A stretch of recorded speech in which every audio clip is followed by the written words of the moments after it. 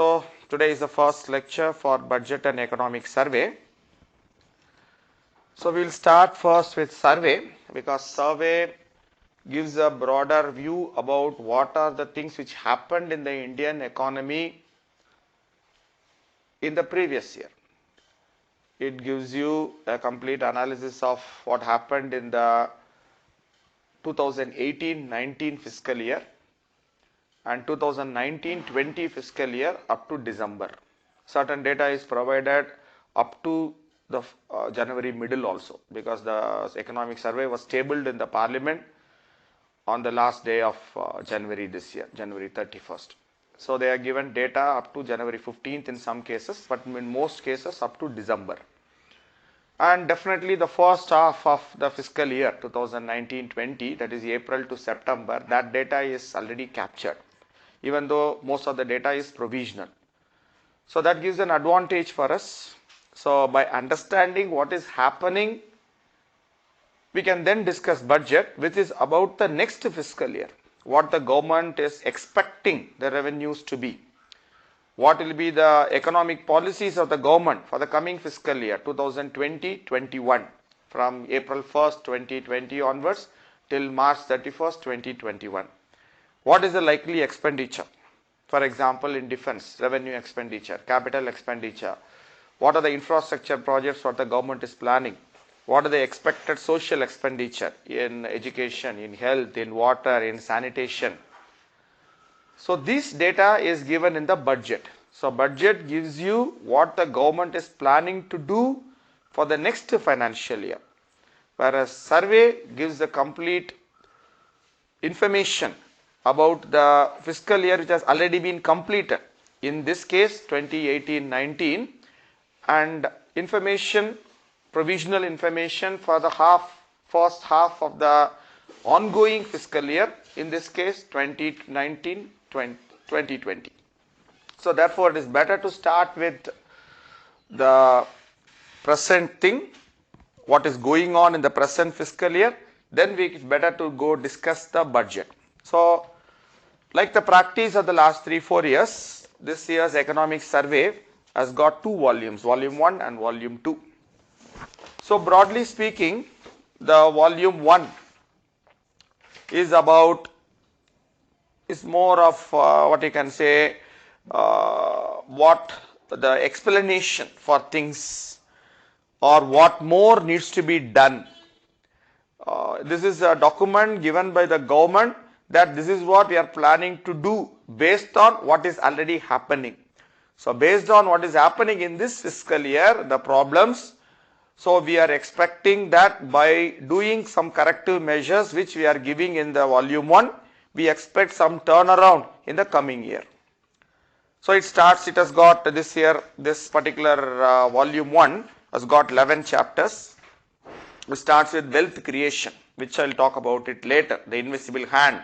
They are talking about the invisible hand, the famous one given by Adam Smith, supported by the hand of trust. So they explain certain things, how to do it and all that. But unfortunately what happens is essentially it has become a political exercise rather than an economic thing, which is very unfortunate, because everything they want to blame it on the previous government which was there before 2014. After running a government for almost 6 years, it is rubbish to talk about what happened previously. So you can that government would whatever happened, they can blame it on the previous government which was there between 1998 to 2004, 2004. The BJP government headed by Mr. Vajpayee, and that government can blame it on the previous government, and it keeps on going. The blame shifts. So therefore it essentially becomes more of a political document rather than an economic document. But still we have to discuss it, because the advantage of studying the survey in detail is many questions in mains you can directly write exactly. For example, what the government is doing to contain fiscal deficit, what are the measures taken to contain fiscal deficit, you can just say that, right. What are the policies of RBI, counter-cyclical policies of RBI followed. So you can directly write what is given there, the points given there, and you can write it there. So many questions are even in mains are also at least half of the question will be factual based. For example, as I discussed in the demo lecture, what are the various taxes subsumed under the GST? So that is a factual question. You have to just write it down 1, 2, 3, 4 and completely, and then talk about what are the problems in the GST collection. For example, how any tweaking of GST rates could have an impact on not only on the tax collection but also on reviving the economy, particularly the MSME sector. So the combination will be there. So the both are available in survey. What the volume 2 talks about what is the status of the economy right now. So that will guess you, whereas what the government is planning is given in volume 1, which essentially is a forerunner to the budget, volume 1. So based on the ideas given in the economic survey, which is also prepared by the finance ministry, so the next day, the very next day, the finance minister tables the budget in the parliament. But the budget essentially is about data. So as I told, there are two things. One is expenditure, the other one is about income. So where the income is going to be, how much the government will expect that the revenue generation will increase. So what is the rate of growth of direct taxes, indirect taxes, non-tax collections, all those things. Whereas on the other side, expenditure also based on the income they can spend, and this is the deficit, fiscal deficit is expected to be this much, all are budgeted. So that is based on the ideas given in the economic survey volume 1, which is based on volume 2, the data already been generated and that is already with the government. So based on the data, the finance ministry says this is what as in principle we want to do. That is in volume 1, and based on that the finance minister gives the budget, the actual stuff which is essentially data, which is not about principles or stuff like that, which she just reads out the data and all those things, etc. So that is how the budget and survey are intricately related to each other. Right? Without survey, without a proper analysis of what already been done, you cannot give any projections of this much is the data revenue collection, and without the projected revenue generation, you cannot give the expenditure, because if the revenue generation is far below than what is projected, then expenditure will be being same, there will be huge increase in the deficit part. So then the budget goes awry. So that has to be an integrated one. So the analysis which is given in the economic survey is a prerequisite for a good budget. Anyway, after giving this introduction, so we can directly go into, as I said, we will start with the volume 2. So I plan to take around 4 classes for economic survey and 2 classes for budget. So, and I will give you a lot of additional information also as we go by. So as we know, starting with the budget, with the economic survey volume 2, this has got 10 chapters, and obviously the first chapter is the most important one. The reason being, it gives you a complete overview of the economy. What is the state of the Indian economy during 2019-20? And with a lot of data for 2018-19 is also given there. So again, the problem is they are not understanding the problem. So if you try to always shift the blame onto somebody else, it is true for civil service aspirants also. So if you have not cleared prelims or mains last year and try to shift the blame onto, let's say, to UPSC. So UPSC is like that, it is unpredictable and all that, then if that's the case, you should not have come for this preparation. So you should know what is expected of you. So unfortunately, many people try to shift the blame, and next year also the results remains the same, that is failure. But when we understand that we have not prepared well, there is a big problem in our preparation, there is a lacuna, there is a gap, then we can improve, work upon that and improve that, and next year we can get a positive result.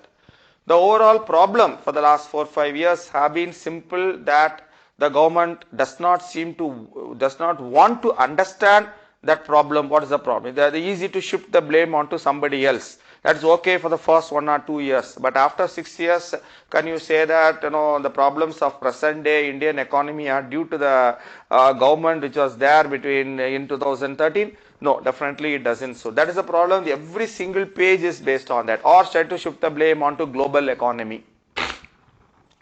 To start with, yes, they say yes, there is the problem in the global economy. That's the reason essentially between the trade war between US and China. So that seems to be a past right now in the trade war. But we never know when it will escalate, but still it is not over. They are still talking. They are at least not imposing more tariffs right now.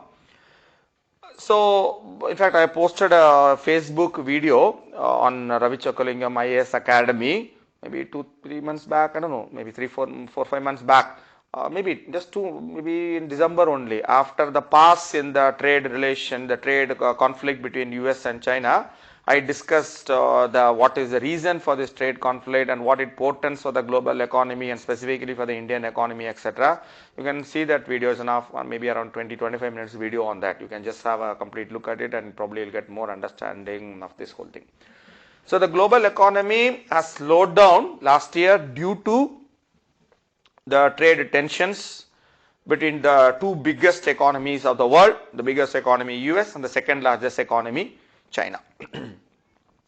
So the global GDP growth is only 2.9% in 2019.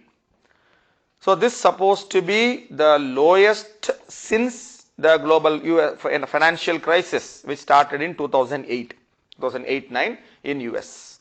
So then the global economy rebounded and slowly it was coming back to normal.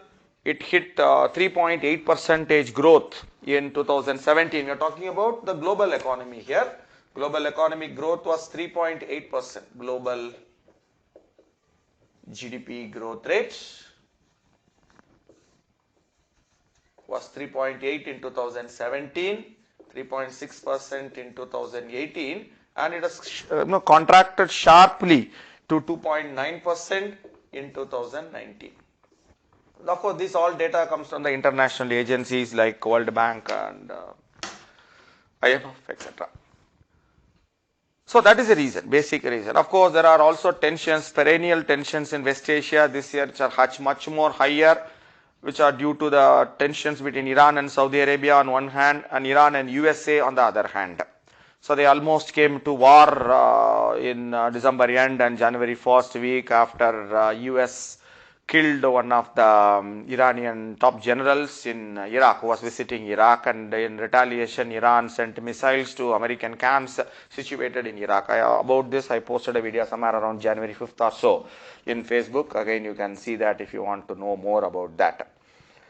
So therefore, according to the survey, the reasons why Indian economy has moderated, the growth rate has moderated, is essentially due to the global factors. The ongoing trade war between US and China on one hand, and the increasing geopolitical tensions in West Asia, particularly between US and Iran. But probably this is too far-fetched. Of course, there are global problems are there, right? But still India seems to be much more impacted than other countries, including that of China. China is still growing more than 6%. It is still the fastest growing economy, major economy in the world. So, but then why India's this thing has contracted? We need to analyze it a little bit more in depth. So, India's growth rate has been moderating continuously for the 7 consecutive quarters. It has contracted. The growth rate has slowed down. So, we have got the final data. This is for India. The final data is there. So, for H1, it is H1 of 2019-20. H1 is first half, that is between April to September of 2019, it is only 4.8%. Whereas the previous thing, that is H2 of 2019, second half is 6.2. Even that is much lower. Of course, there is one complete chapter in volume 1 which talks about many economists, including renowned economics like Raghuram Rajan, Arvind Subramaniam, etc. They say that even this figure is seems to be highly exaggerated. I also strongly believe that. I don't believe the economic growth is not more than maybe somewhere around 0.5 to 1% only. There are many reasons behind it. The one reason being there has been an entire change in the way GDP is being calculated. Maybe somewhere 2015 they changed it. That probably increases 2 to 2.5% additionally to the GDP. And second one is, many economists say that deliberately some accounts are being manipulated, fudged to show a higher economic growth rate. Of course, the key factor has been the employment growth rate. Based on that, various reports, I don't think the economic growth is more than 1%. That doesn't matter. Our personal opinion doesn't count. This is the official thing. The official thing is H1 data is, which is what the first half, second half which are going through. So obviously we don't have data for that. So it is much lower than the previous half, 2018-19. So it is sharp, very sharp contraction, deceleration in the growth rate has occurred. Reasons could be, so GDP, there are different ways of calculating GDP. When one thing is, we have got one side, we have got add investment and consumption. Both have shown reduction. There is a sharp decline in the real fixed investment. So though the government is trying to push up investment by spending more, but it is not happening. The government itself is facing a lot of fiscal deficit problems, whereas there is a sharp decline from the previous half, previous quarter, previous year in the real fixed investment. Why there is no investment? Because there is no investment because there is no growth in consumption. Consumption is done by households, individuals, people, and also by corporates and also by government. Consumption by the government. The government is in fact the biggest consumer. But having said that, if there is no consumption because there is no demand. So we are got into something like a vicious cycle. So we are not able to get out of that vicious cycle. So there is no demand. This is how the slow GDP growth rate. Slow GDP growth rate. So that will have an impact on employment. Reduction in employment. So when there is a reduction in employment rate or in growth rate, employment growth rate, then naturally there is a reduction in income. If there is not an outright decline, there is a reduction in rate of growth of income. So if that is the case, then reduction in consumption happens automatically. If you are not earning more, naturally you will consume more. So that will reduce demand. So when demand reduces, naturally investment reduces. So investment reduces means simple. Again, there is a problem in investment. This is investment. Investment reduction means reduction in the production of goods and services. Production of goods and services. So that is what we call it as GDP growth rate. So this is essentially a vicious cycle what we have got into. So we are not able to get out of the rut. We are talking about here two things: reduction consumption, there is a sharp down, and there is also a big down in investment rate. Both have contributed together and both of them are intrinsically related to each other. So this is how, so you can just have a look at this again and you can write it also if you want. So this is from first chapter which gives you a broader overview about what is happening in the Indian economy.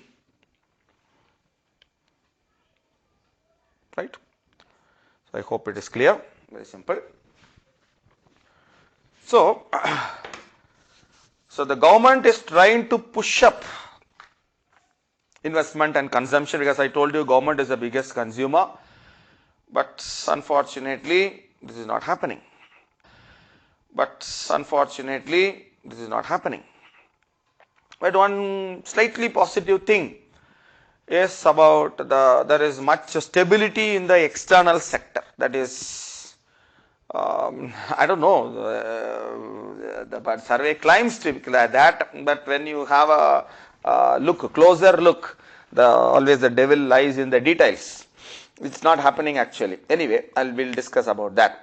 So they say that the reason and why there's a stability in the external sector is there's a reduction in the current account deficit, which we'll talk, there's a separate chapter on that, we'll discuss more on that. Current account deficit. So the reduction in current account deficit is of course very, very good, somewhere around 1.5 or 1.6% of GDP. That's very good.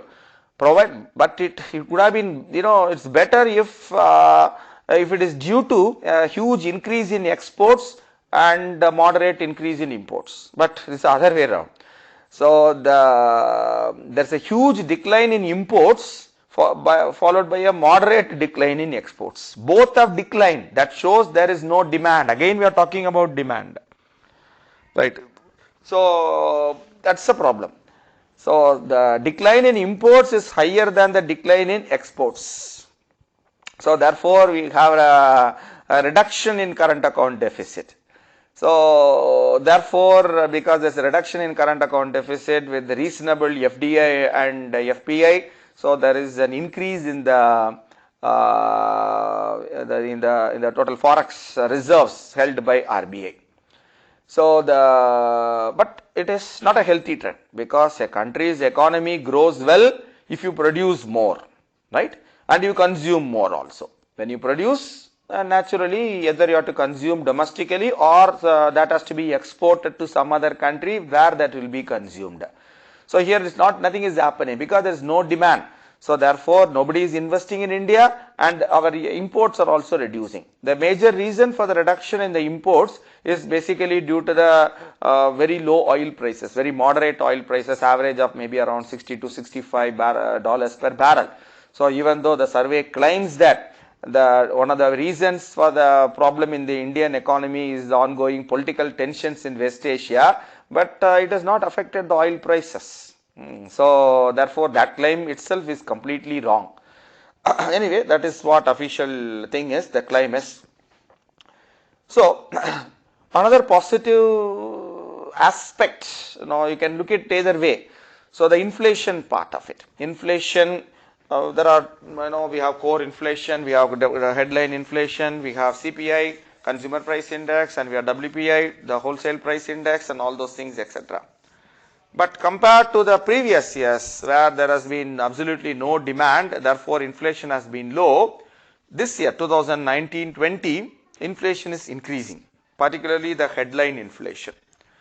So it has now, inflation has reached, I think I posted a video on Facebook also, you can check it out on about that inflation increase and why it is like that and all those things, etc. sometime again in January. In December 2019, the data is for inflation is 7.4%. Traditionally, it is much higher than what India's inflation used to be. India's inflation used to be always around 4 to 5%. That is much higher, particularly due to the vegetable prices. There's a separate chapter on that also, about which we will discuss about it, particularly onion, which hit the ceiling of 130 rupees, 140 rupees, etc. Now it is moderating now. So of course, we have to analyze the reasons why there is an increase in both CPI and WPI, and there is some divergence also, difference between the states also, a lot of variability is there between CPI and WPI, the reasons, etc. we will discuss it once we come to that chapter. This is a broader overview only, we are talking about it. So what, of course we need both fiscal and monetary policies to kickstart the economy. The economy is decelerating. So India is not growing, so that is affecting the employment generation also, which is affecting the poor people, particularly the people who are uneducated, who are semi-literate, who are not skilled, so they are not able to get jobs. Even people who are highly educated like engineers, etc. are not getting jobs. So this, they say it is, so we need policies to overcome that. So a combination of fiscal policies and monetary policies. Fiscal policies are given in the budget, and survey also outlines the philosophy behind it, whereas monetary policy is handled by RBI, the MPC, Monetary Policy Committee. So RBI from January, last year 2019 calendar year, has reduced the repo rate by around 135 basis points, 135 basis point, or we can say that 1.35 percentage. Both of them are same. 135 basis points is same like 1.5 percentage. So the whole calendar year. But if you take the fiscal year from April to December, the data is given up to December, it has been reduced by 110 basis points. So there is a continuous reduction they have been doing, so as to induce the banks to reduce their lending rates and bring more liquidity into the system. So whether it has happened or not, again we will discuss it in the later chapters about the monetary policy. Unfortunately, the so-called monetary transmission is not happening, even though the banks are flush with liquidity, with capital. So this is on to create, this is on the supply side. The government, the RBI is doing its monetary policy so that there is no shortage of liquidity or capital in the financial sector. Whereas on the other side, to create more demand, to create more consumption, government has to kickstart more investment. For that, National Infrastructure Pipeline, NIP, has been announced, which about this I will talk about it later more in detail. In NIP, we plan to invest up to $110 billion over the next couple of years. So this is to create more demand, the national investment we are doing.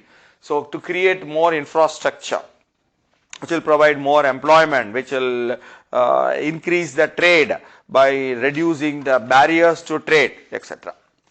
So this is broad outlook. They say the Indian economy is now down due to global factors, and within India also there is no demand and the consumption is down and investment is also down. And to kickstart the economy, RBI has announced certain macroeconomic steps, monetary policy, and it has been reducing continuously the repo rates, and the government is also planning to invest more. So they say all these steps could revive the economy in the ongoing half H2 of 2019-20, and definitely in the next year 2020-21 there will be a rebound. But you cannot expect the jump, from 4.8 to 9%, etc. Cannot happen. Nowhere in the world that is possible. So there should be some improvement, maybe somewhere around 5.5 in the H2 of 2019-20, and maybe somewhere around 6% for 2020-21, which is of course still much lower than what India's actual potential is, right? So the potential is at least 10%. With a change in the way GDP is calculated, it has to be 12%, somewhere around 12%. So we are not even half of that. So, and every successive quarter the growth rate is going down after the introduction of GST and all that. So there are structural problems. Traditionally the problems which used to exist in the Indian economy, now the problems have increased manifold after demonetization and GST. Unfortunately, they don't want to acknowledge this fact, and that is the reason it is persisting, and in fact the problem is becoming worse and worse day by day. So we will talk more about the global economy.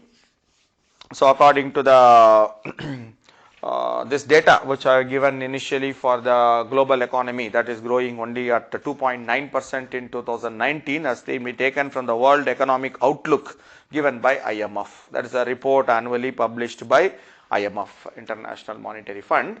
So one of the Bretton Woods twins along with the World Bank. So, but it is expected that the growth will rebound. That is what this thing there. So one of the reasons why our exports have been declining is there is no demand from the other countries, particularly the developed countries. The developed countries GDP growth rate is only 1.7% in 2019. Normally the developed countries growth rate is much lower than developing countries like China, India, simply because they are already grown, their per capita income is $40,000. So it is very difficult for them to grow beyond that. So that is the major reason behind that. But still they were rebounded after the global financial crisis and were growing at 2.5% around, particularly US. Always traditionally Western Europe has almost stagnated except for Germany. Some countries have faced almost stagnated except for Germany. Some countries have faced negative growth rate also there. So but here it's only 1.7%. So that is the reason why there is no demand from them for imports from other countries like India, China and Southeast Asian countries, all the developing emerging economies, etc. So that is one big problem, unless and because the global economy is integrated now.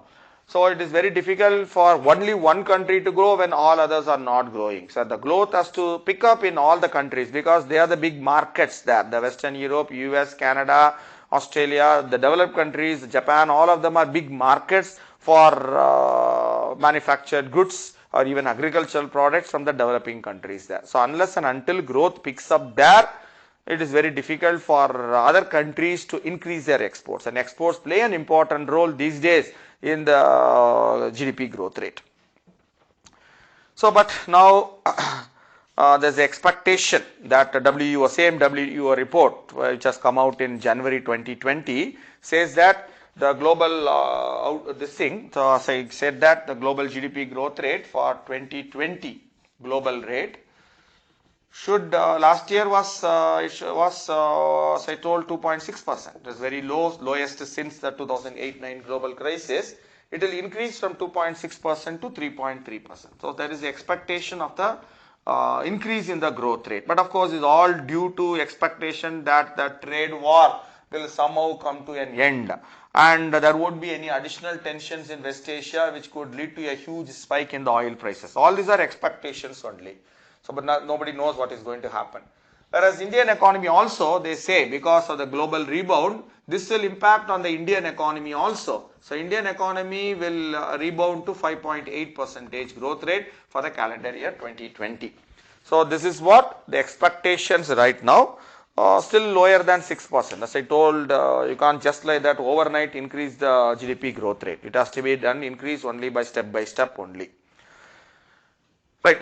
So, India, we expect that the global inflation is also will increase because inflation is always not bad. Inflation shows there is some demand. So, without demand, there is no increase in investment and further increase in employment and output generation, etc. So, they say this should be fine, right? So, one of the big sectors, the sectors which has been badly affected by the slowdown in India is automobile sector. So that they say that globally this is also happening because there is no demand. The big India of course a lot of internal demand also on automobiles, but of course we want to now shift more towards electric vehicles which are less polluting, and so that we can implement the Paris climate deal. Whatever it is, the big demand comes from the developed countries. So there is no demand at all because of the slowing down of the economy in everywhere. So China is a big exporter, Japan is a big exporter, Germany is a big exporter, Korea is a big exporter. All these countries, the automobile sector has taken a big hit because of the global slowing down, right? And of course now the world is also seeing, everybody is now concerned about the growing pollution and climate change, global warming, etc. So there has been a big change towards emission standards. Every country is trying to promote electrical vehicles. Some countries, Scandinavian countries, have already announced that they are going to become 100% electrical in the next few years, etc. India has also big plans are going electrical. So all these are also impacting on this thing. The trade barriers are being erected. US, which is supposed to be the country which always tries to promote free trade, is a country now imposing a lot of trade barriers. Some of them are blatantly against the WTO rules, and in retaliation China is also imposing trade barriers. So all these factors are impacting. US has imposed sanctions on India also, steel imports from India, and they said India's tax rate for the American bullet, the American bikes are also very high, Harley Davidson. So they have put taxes on Indian exports to counter that. So India has retaliated also. All these are creating trade barriers. So the free trade, which is a global goal for which WTO has been established in 1995, is becoming fast mirage, and it is now free for all. So if the trade war continues, I think we can forget WTO. It's almost dead right now because the most powerful country which has been always been supporting free trade is now taking steps to go against the very ethos of WTO. So whatever it is, so all these are the strong headwinds. We never know, because with an unpredictable American president, Trump, particularly this is an election year, November is going to see next presidential election. So you will naturally want to play as a role of patriot, protecting American economic interests and stuff like that. So I don't think we will see a pass in the trade war. It is very likely to escalate rather than we will find a solution for that. So this the big problem. Say headwinds are very strong going on. Anyway, so as of now, one positive thing we know as far as the WUO report is, so India has become the 5th largest economy in the world. So first is US, second is China, third is Japan, fourth is Germany, and fifth is India. And India is expected to overtake Germany in a couple of years down the line. So to become the 4th largest economy. As of now, it is India's economy, global India's economy in 2019 is around $2.9 trillion. Of course, our aim is to increase it to $5 trillion by 2025, but with 5% growth rate, it is not possible at all. So it's a very far cry right now, the kind of economic problems what we are facing, and unfortunately we are not able to yet to come at a solution. The budget has come as a huge disappointment for everybody. There is absolutely nothing to revive the economy. So the issue is still remains the same. But of course, Germany is around $3.9 trillion. India is 2.9. So the long gap is there, $1 trillion gap is there. So I don't think we'll be catching up in the next 2-3 years. It will take probably 5-6 years minimum, because German economy, as I told, West European economies are not growing that much, because they are already developed and there is very little for them to grow, because there is internally there is a population decline in many of the countries. So there is no demand intrinsically, so they have to find other markets only, and that is sharply affected by the ongoing trade war, much more than India. The developed countries like Japan and Germany are affected by the ongoing trade war between US and China, simply because they are dependent upon other countries to get markets. So because their domestic markets are shrinking because of the shrinking population, whereas India has a booming population of 1.3 billion people. So therefore the global problem should not affect India much, but unfortunately it is happening. At least the policy makers are trying to say that this is the reason why the Indian economy is not doing well, even though I don't think so.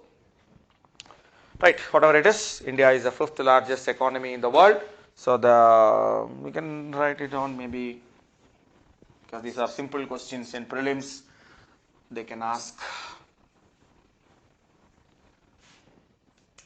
First is US, which is around, this is for 2019, estimates by WUO. Of course, these are all provisional, exact data is not available.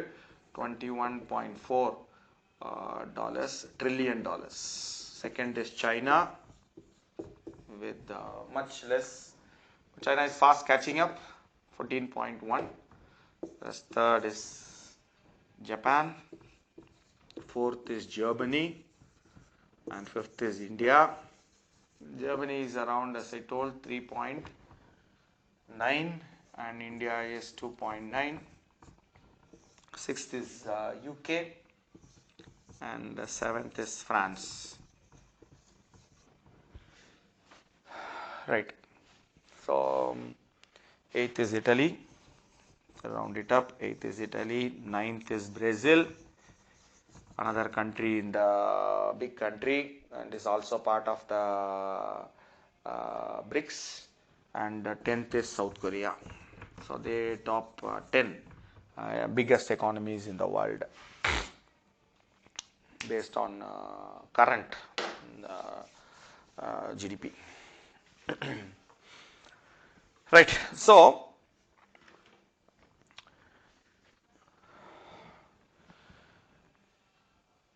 the data for, as I told, the Indian GDP growth rate has been continuously declining for 7 consecutive quarters. It has declined. The global data of consecutive quarters, it has declined.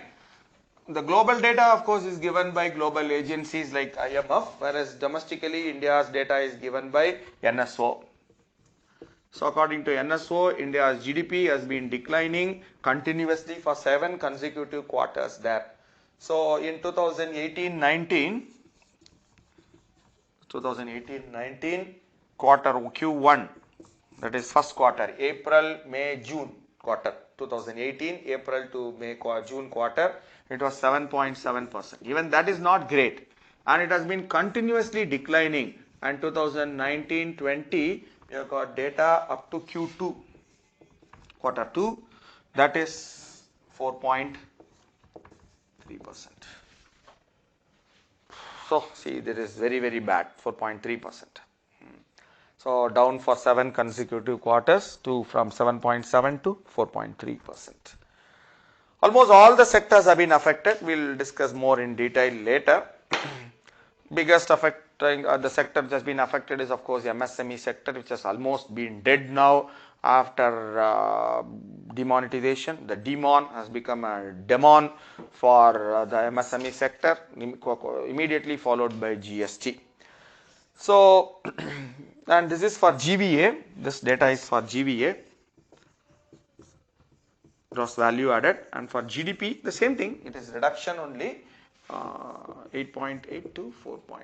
Same, this is for Q1, this is for Q2 2019, 8 to 4.5% for GDP at market prices, not at factor cost, GDP at market prices, right. So the GDP, even Q1, this is for Q2, Q1 is 5.0. So even that's a big sharp decline from 5 to 4.5%.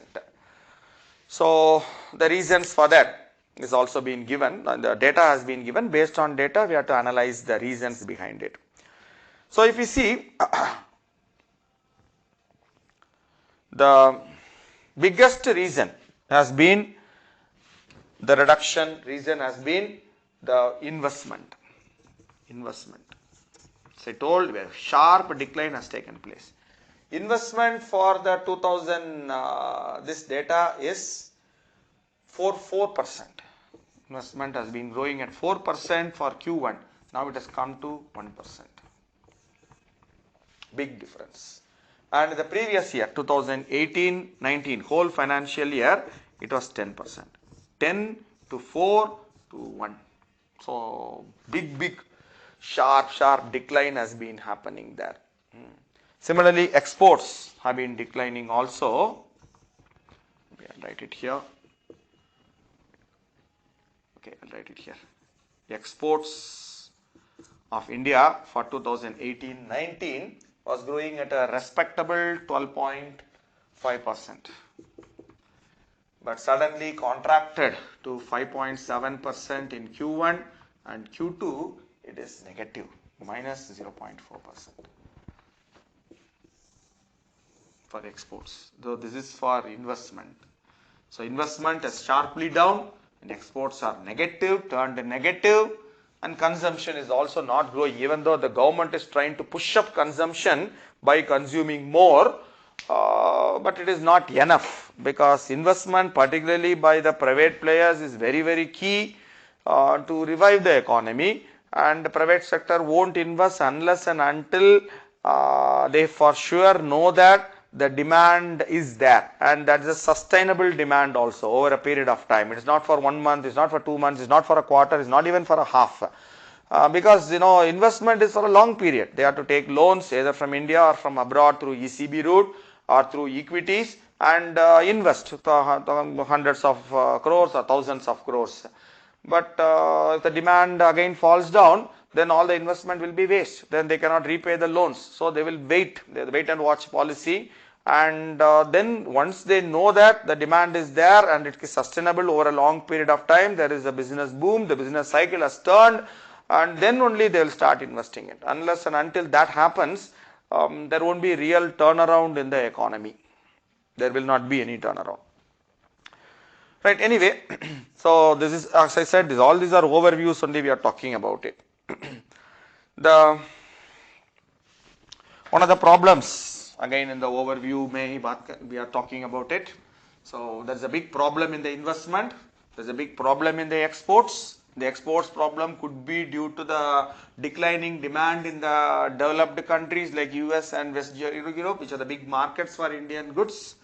And investment problem is due to both declining exports and lack of demand in the domestic sector. So when you talk about inflation, inflation has been always been going down in India. So, but this year it has been increasing. Briefly only, because as I said, separate chapters are there where we'll discuss in detail about all these things. In December it has shot up to 7.35% in CPI headline. So mainly due to vegetable prices, unseasonal rainfall in sometime in October. This year has destroyed the onion crop, mainly in the crop growing areas like Maharashtra, Karnataka, northern Karnataka, and that is the reason Madhya Pradesh also. So it has badly affected the output, which has led to the inflation. So of course we can talk about different aspects of inflation like GDP, like WPI and CPI, but there is also another important factor called GDP Inflator. So that probably many economists say that that's a better indicator of this thing rather than of CPI or WPI. So GDP deflator, price deflator, which is a better measure of inflation. So right, so then the GDP deflator is right now GDP deflator is 2.1%.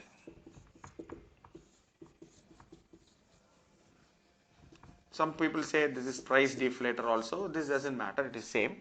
2.1% for H1 2019-20, which is a sharp decline from 3.7% in H2 of 2018-19. So GDP is calculated at two things, right? One is constant, one is current.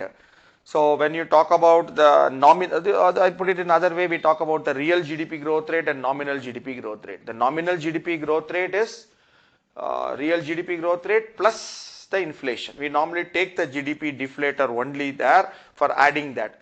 So since the GDP deflator is down, that means the nominal GDP growth rate also will be down. Not only the real GDP growth rate is down, nominal also will be low because the deflator is also there. So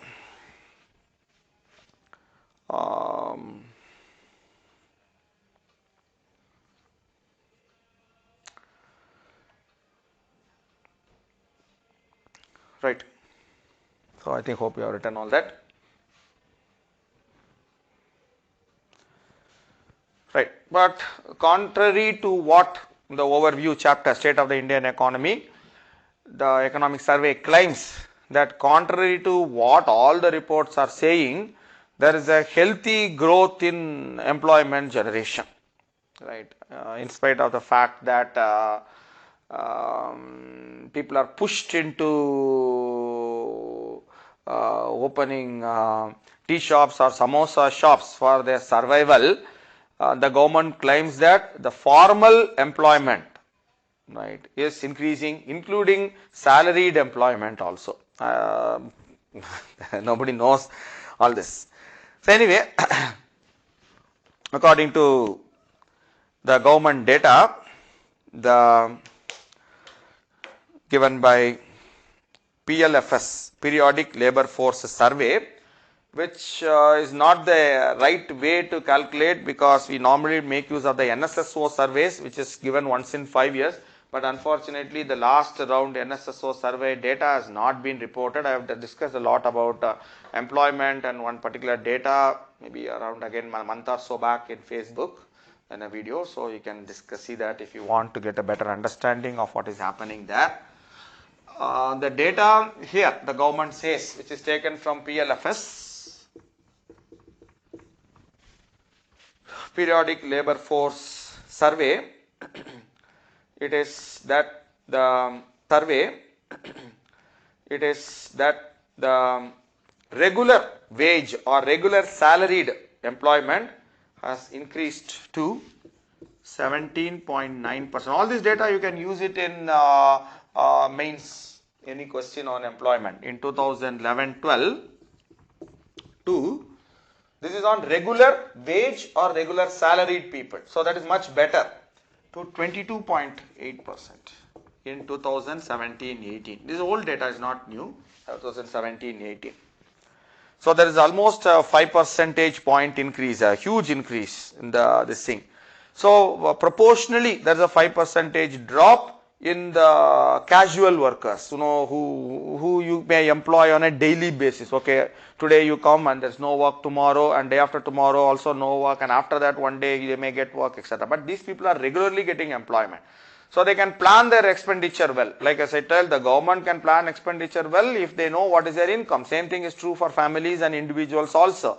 So regular is much better. Hopefully they also get better salary also compared to the casual laborers. And since they are getting regular monthly salary, they can plan their expenditure. They can in fact even plan for getting loans from banks or from NBFCs and all those things, and house loan, vehicle loan, etc. So that will again is good for the economy, because what the loan they are getting, they are going to spend more, consume more, and that will lead to more investment and employment generation. So it's a very positive aspect, right? So according to the same data, PLFS data, 2.62 crore new jobs are also being created over the same category there. So almost the same, 2.6 crore new jobs are added. It's not the total number of jobs are added between 2011-12 to 2017-18. Almost the same number of jobs are added in both 1.21 crore in rural areas and 1.39 crore in urban areas are being generated there. So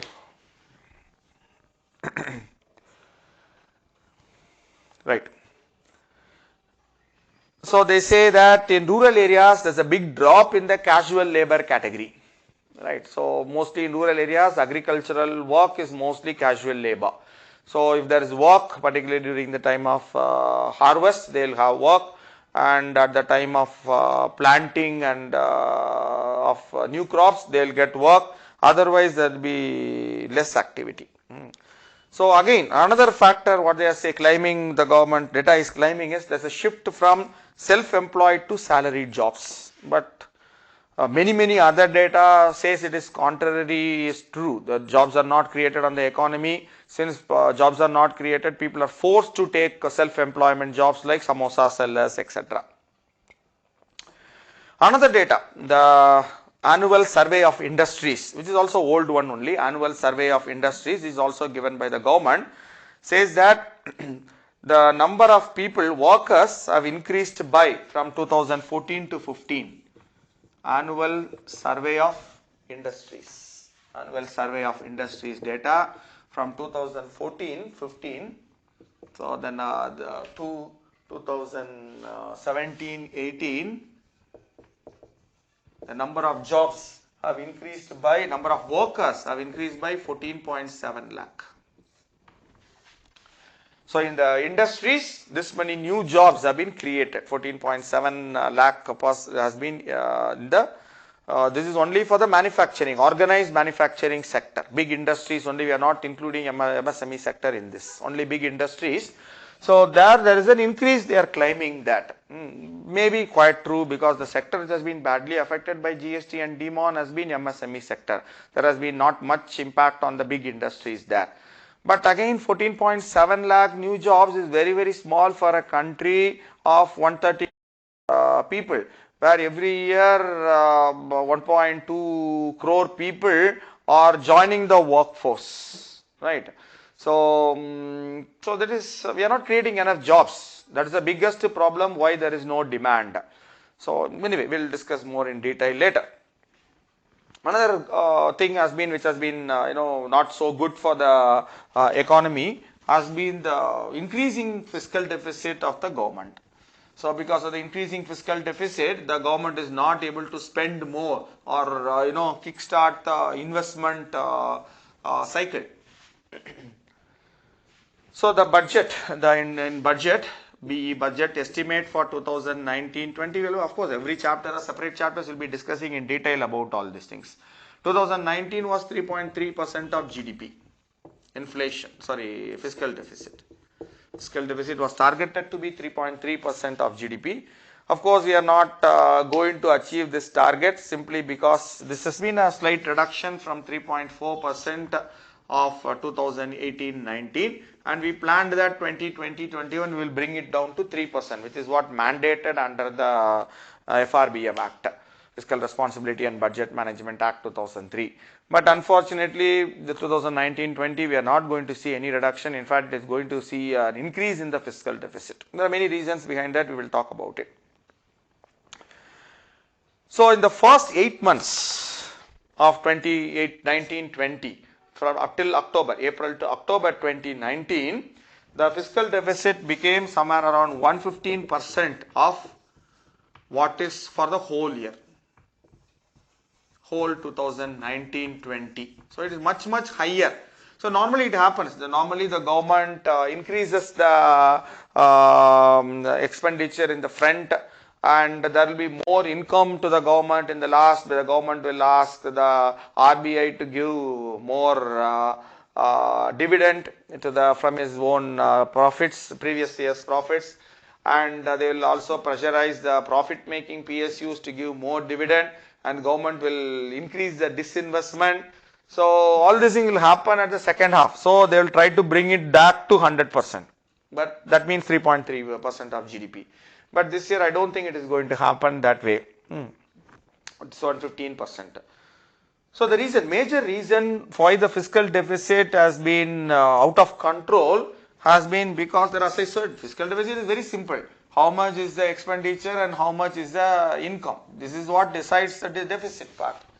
So the government expected a huge bonanza in the budget estimate 2019-20, that the taxes, the government tax revenue, net taxes will increase by somewhere more than 25%. This is what they expected. The government projected in the budget that a buoyancy will increase, particularly GST will give them a lot of dividends to them. But as of now, from April to November, the first 9 months of this fiscal year, so the increase has been very paltry, 2.6% only. So when you expect 25% increase in the tax collection over the previous year, 2018-19, but the increase is only 2.6%, and naturally the fiscal deficit will go out of control. There's a big problem there. So this, of course, is for the net taxes, which include direct taxes and this thing. This is the overall increase. The GST increase has been only around 4.1% increase. GST. So there's a big problem. We'll discuss more later about this basically. The government says that we can slightly increase the tax collection because now what I am being told by both people working in the government IRS offices and also by various chartered accountants, that there has been an order from the finance ministry, revenue secretary, that both the direct taxes that they are now pushing they are now pressurizing the corporates and individuals also to show a higher increase in the tax collections there.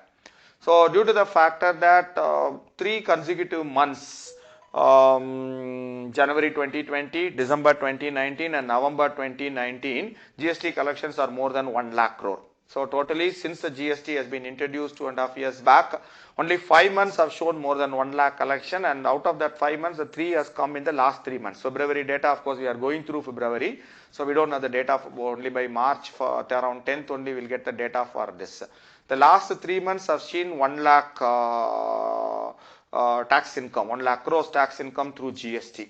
That is because of the additional effort, some would say, because of tax terrorism, because they say a lot of putting pressure on honest taxpayers and harassing them. Tax harassment is happening by the tax officials because the government wants them to bring in more revenue to reduce the fiscal deficit and to achieve the target is definitely not going to be achieved. I don't think so. And to achieve the target is definitely not going to be achieved. I don't think so.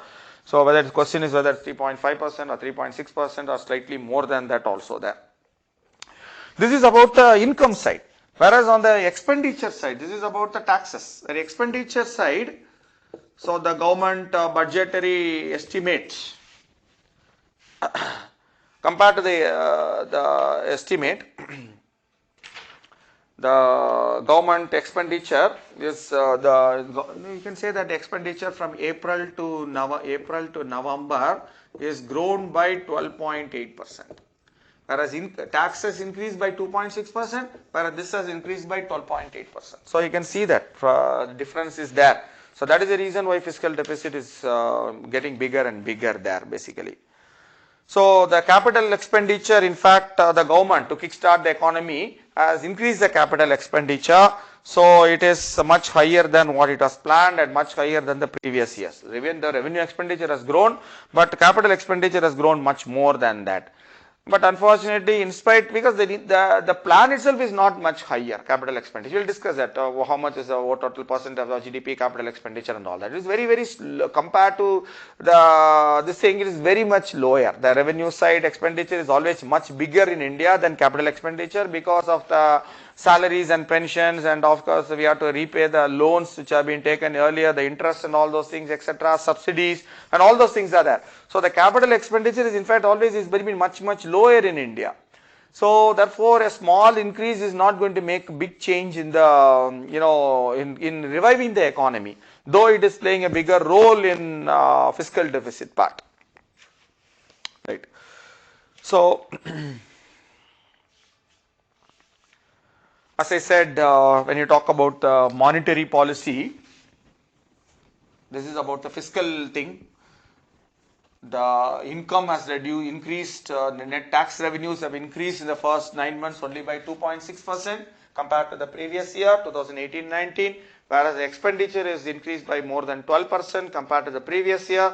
Therefore, the fiscal deficit target of 3.3% of GDP is unlikely to be met this year. Whereas the monetary policy, I have already said, RBI has increased it, RBI has reduced the repo rate continuously to bring more, to infuse more liquidity into the market there. But the transmission is not happening. We will discuss transmission in depth later because there's a separate chapter is also there for that. The transmission means what RBI is announcing by reducing repo rate, whether the banks are offering it to the customers. You and me, the individuals, the corporates can go to the bank and borrow from the bank, and the rate the bank charges, interest rate at which they charge, it has to proportionately reduce as per the repo, because at the repo rate is the rate at which banks borrow from the RBI, short term lending rate for the banks. So whether they are passing it to the customers is a big question mark. So but it is not happening. The average lending rate by the banks is reduced only by 33 basis points. That is 0.33% reduction has taken place. Whereas RBI has reduced last year by 135 basis points or 1.35%. RBI has done it to repo rates reduction. But this is the lending rate of the banks. Lending rate of banks which are giving it to borrowers who come to them. So big difference between 0.33 to 1.35. So that's the reason why we say the monetary transmission is not happening. Of course, the reasons, etc., I will discuss it later when we come to that chapter. There are many reasons behind it. Some are explained in the survey and some they don't. The governments never talk about certain grey areas there. But in exam, we have to definitely give the points given by the government 1, 2, 3, 4, 5, and apart from that, some additional information also we can give, which they don't want to admit it actually.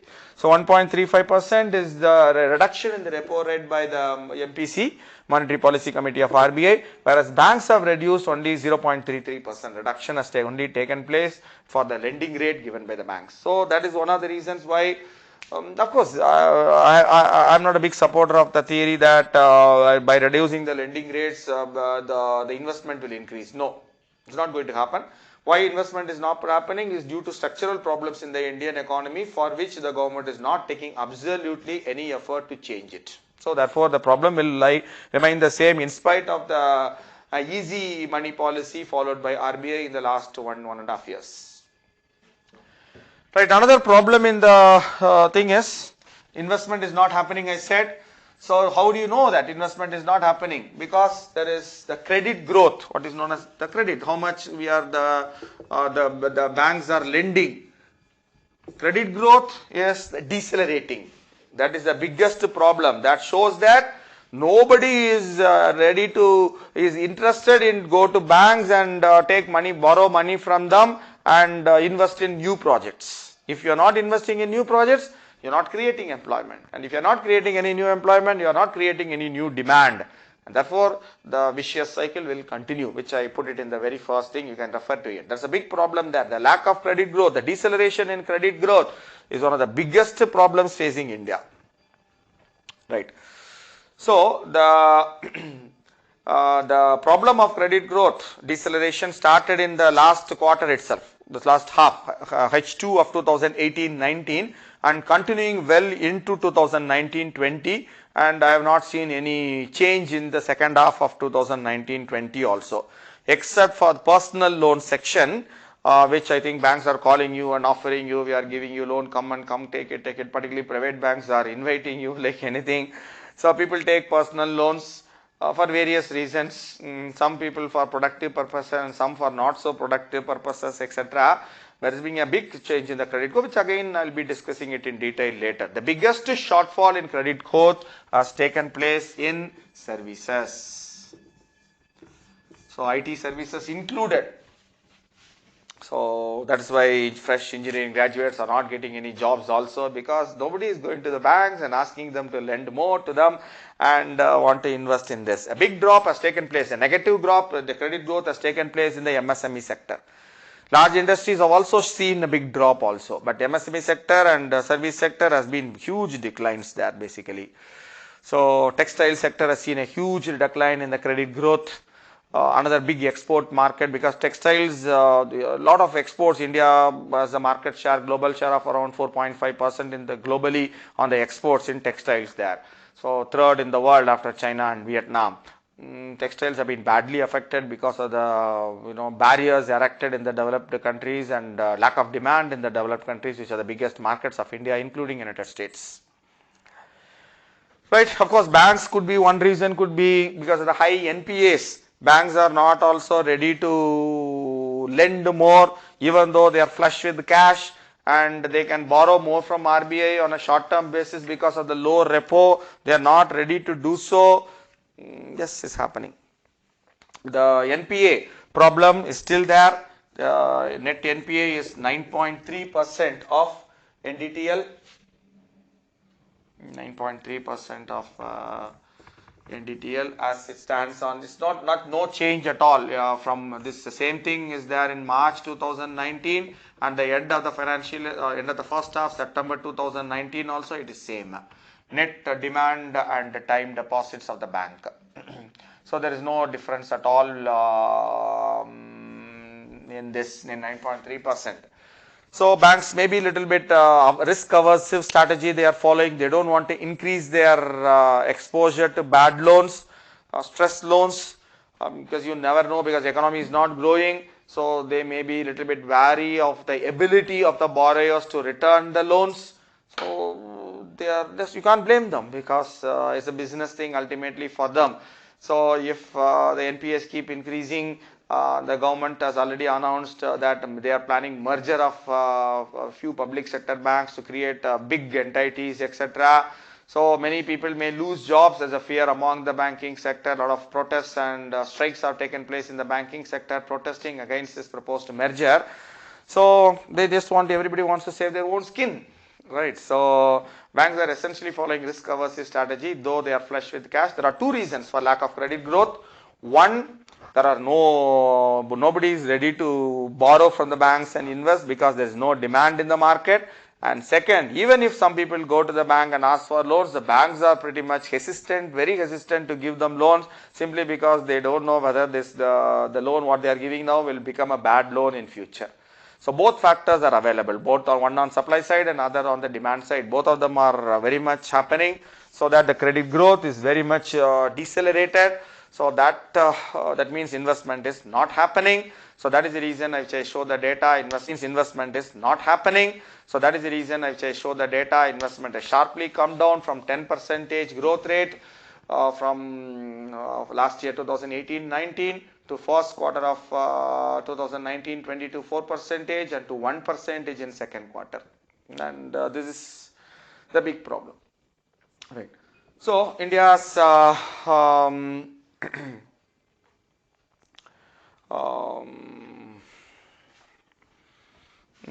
there's no problem in the deposits, because people who would have used their own money with the hand to buy something, some goods, capital goods, some consumables, or they might have invested in real estate, they are not also doing it. They are also putting the money into the bank. So the bank deposits are growing at a healthy rate, but not the credit given by the banks. So that means banks are flush with money. Two factors. One, repo rate is less, therefore they can borrow at a much lower rate from RBI. Second, the money they are getting it from their own customers, the deposits, they are also increasing quite healthy. No problem at all. But the credit growth rate is 40. That means banks are having a lot of cash with them, but it's not coming to the real economy.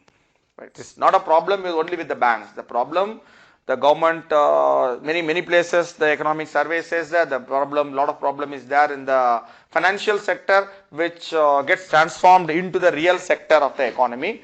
I don't think so. That is the case. There are problems in both the sectors, financial sector and real sector also. That you cannot blame it only on the NPAs of the banks that they are risk aversive, etc. Because there is no demand from the consumer side also to take loans, because there is no demand.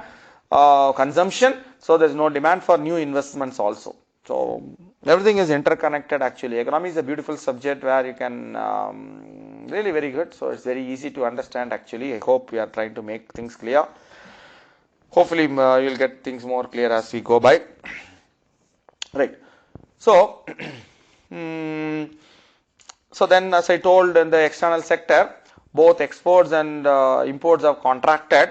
But the reduction, the contraction of the imports is much more higher than that of exports. So therefore, there is a slight improvement in the current account deficit of India, which is not really healthy at all. Exports are declining because of lack of demand from our markets, particularly from the developed countries. The trade war, ongoing trade war, which is creating a lot of apprehensions, fear among the people. Then also, of course, their own imports are reducing, particularly because of the petroleum prices, which are down. India is a big importer. More than 80-85% of India's energy needs are imported, particularly from West Asia. So the prices are hovering at around $65 per barrel for pretty long time. That is one reason. But there are other reasons also. Since many of the export sector like textiles, certain gems and jewelries are dependent upon imports. India imports gold, India imports precious stones, and then make it into jewelry and re-export it. Similarly, crude petroleum is imported, and then after they are refined, they are exported. The petroleum products are exported. So all of them are dependent upon imports. Capital goods, machinery is imported, and then the things which they manufacture using those machines are exported. So since exports are down also, imports are also down. Both of them are also connected to a large extent. So not only the manufactured goods are getting affected, but also the growth in the service sector has been slowed down a lot. So then even though of course India, because of the software services, will give a lot of data later, the service sector growth has been muted. So not again good, because as I told, most of the customers for our software exports are also developed countries like US, and US wants to reduce it. They say that They want to promote their own people there rather than outsourcing everything from India. Both IT and ITES sector have been affected by policies of Mr. Donald Trump. Right now, the CAD, the data for current account deficit, which I have been saying, current account deficit as was 2.1% of GDP, 2.1% of GDP in 2018-19. So it has come down to 1.5% in of GDP in H1 of 2019-20. Full data of course is not available, but I think the trend will continue 1.5%, somewhere around 1.5, 1.6 only it will be of GDP will be the thing for the thing. So that is the reasons as I told, for the reason is exports have declined and the imports have declined. Both have declined, but the decline in imports is much bigger. We can put double and this is only one. So that means therefore our current account deficit is reduced there. So FDI for indirect investment has been positive. So it has been growing in the last 5 or 6 years, it has been continuously growing. So similarly, we'll give data later. FPI for in portfolio investment, previously known as FII, now they call it FPI, same thing. Foreign portfolio investment is also growing, and therefore the balance of trade and balance of payments, BOP and BOP have been comparatively better. So right now India's BOP, balance of payments, the overall reserves with the RBI, balance of payments position is all-time high. But this is not very positive. We'll discuss the reasons behind it. Billions. So this is in January 2020. Right. So because of improvement in CAD, remittances are okay. Software exports are growing, even though there's a deceleration in the growth rate. FPI is positive, FDI is positive, so all have led to increase in the forex reserves of RBI to highest ever $461 billion in January 2020. Right. So another thing what we are talking about is what is the sectoral shares of different things in the GDP. As there is a general trend, as you know, there is a general trend in the economy.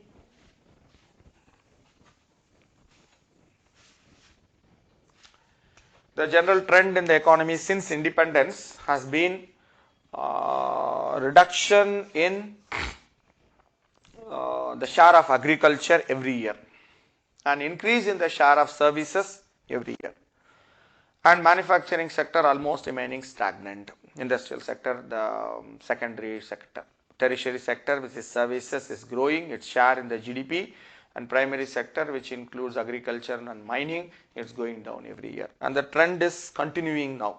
There's no difference at all right now. So if you see the share of the primary sector, first is primary sector, which includes agriculture, forestry, and mining, quarrying and mining.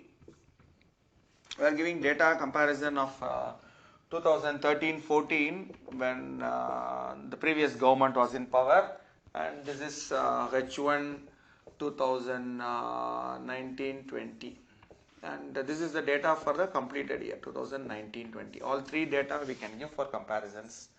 So agriculture, the share, this is percentage share in overall GDP. Share, percentage share in GDP, how much is the share? 18.9 was there.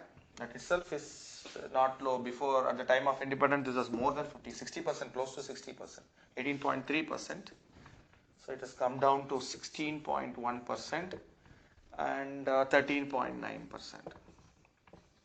Of course, the government talks about doubling farmers' income and all those things. How it is possible when the share of agricultural GDP, the overall GDP is declining continuously, 13.9%. For the first time ever, it has gone below 15% since independence there.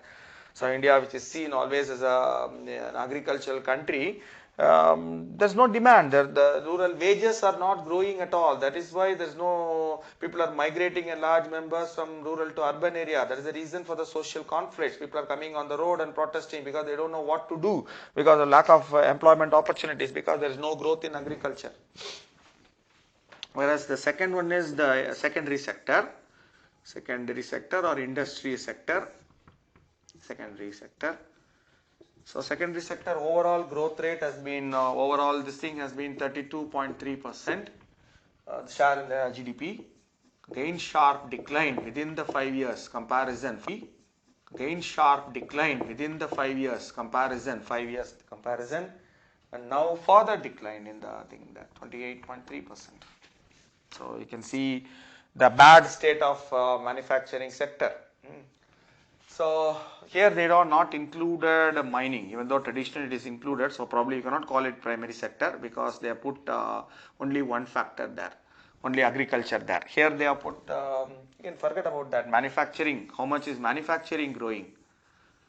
Manufacturing, we have talked about Make in India. What happened to Make in India? Even the statue built in Gujarat for Sardar Patel, the bronze, all those things have been imported from China. So where is Make in India? Nothing is happening.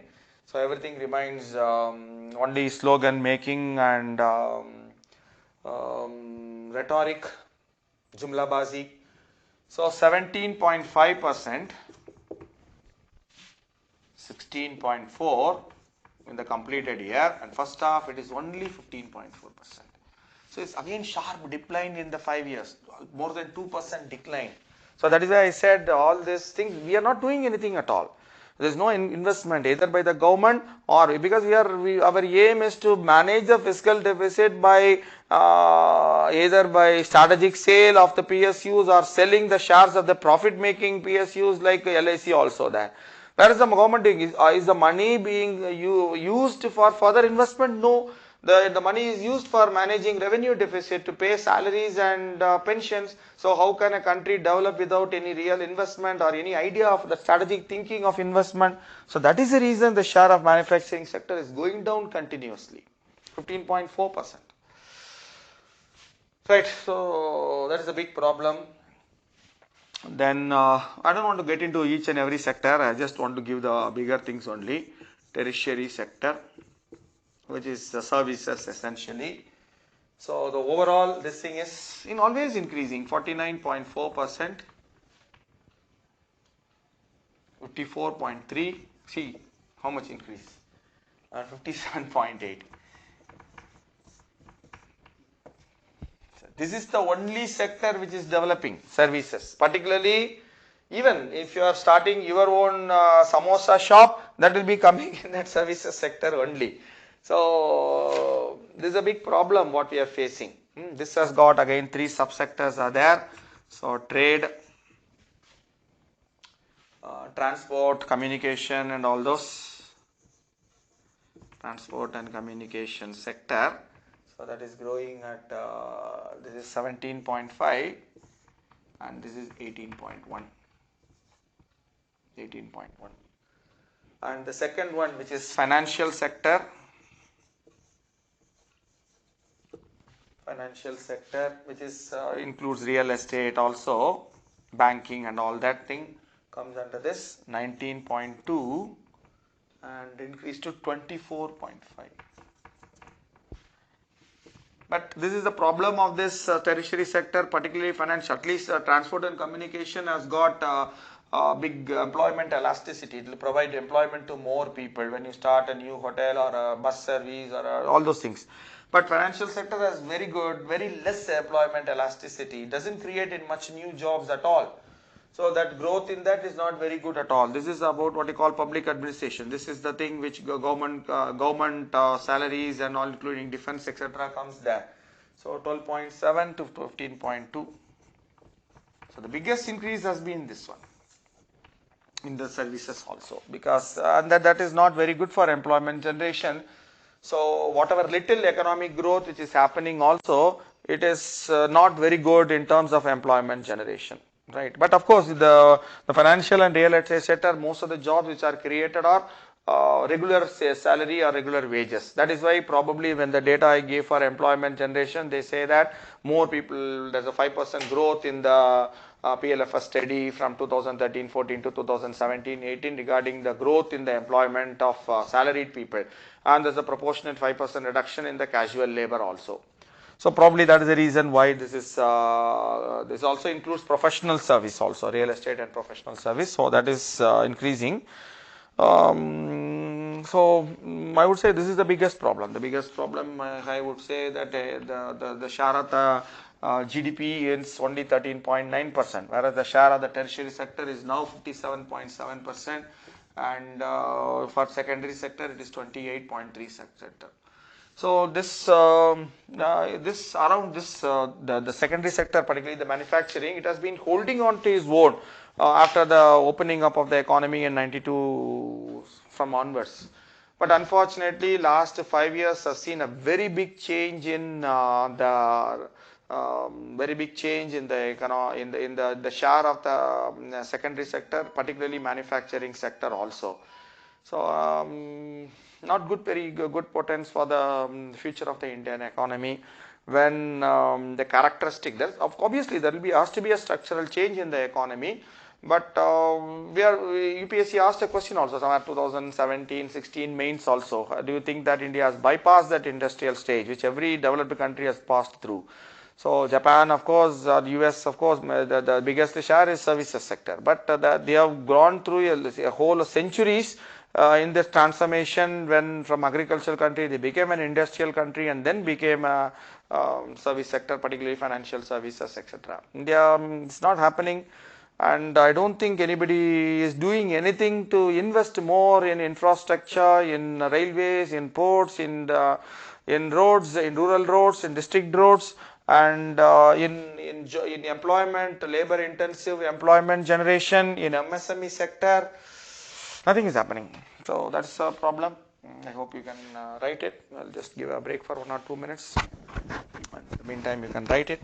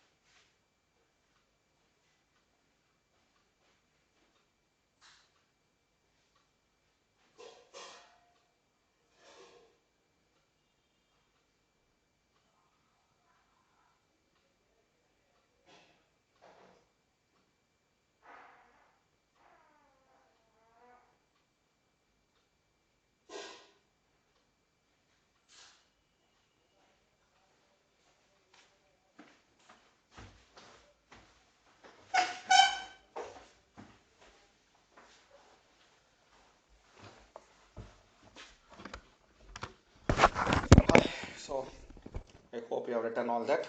So we are moving on.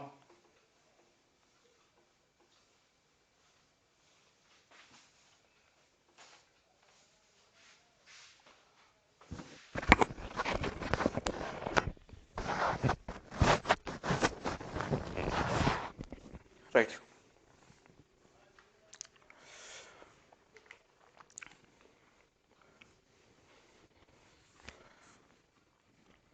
Right. So we expect that we have been talking about the share of different sectors in the economy to the GDP.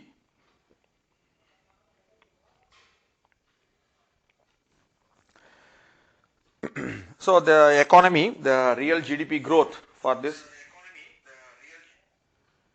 the real GDP growth for 2019-20 is expected to be 5%.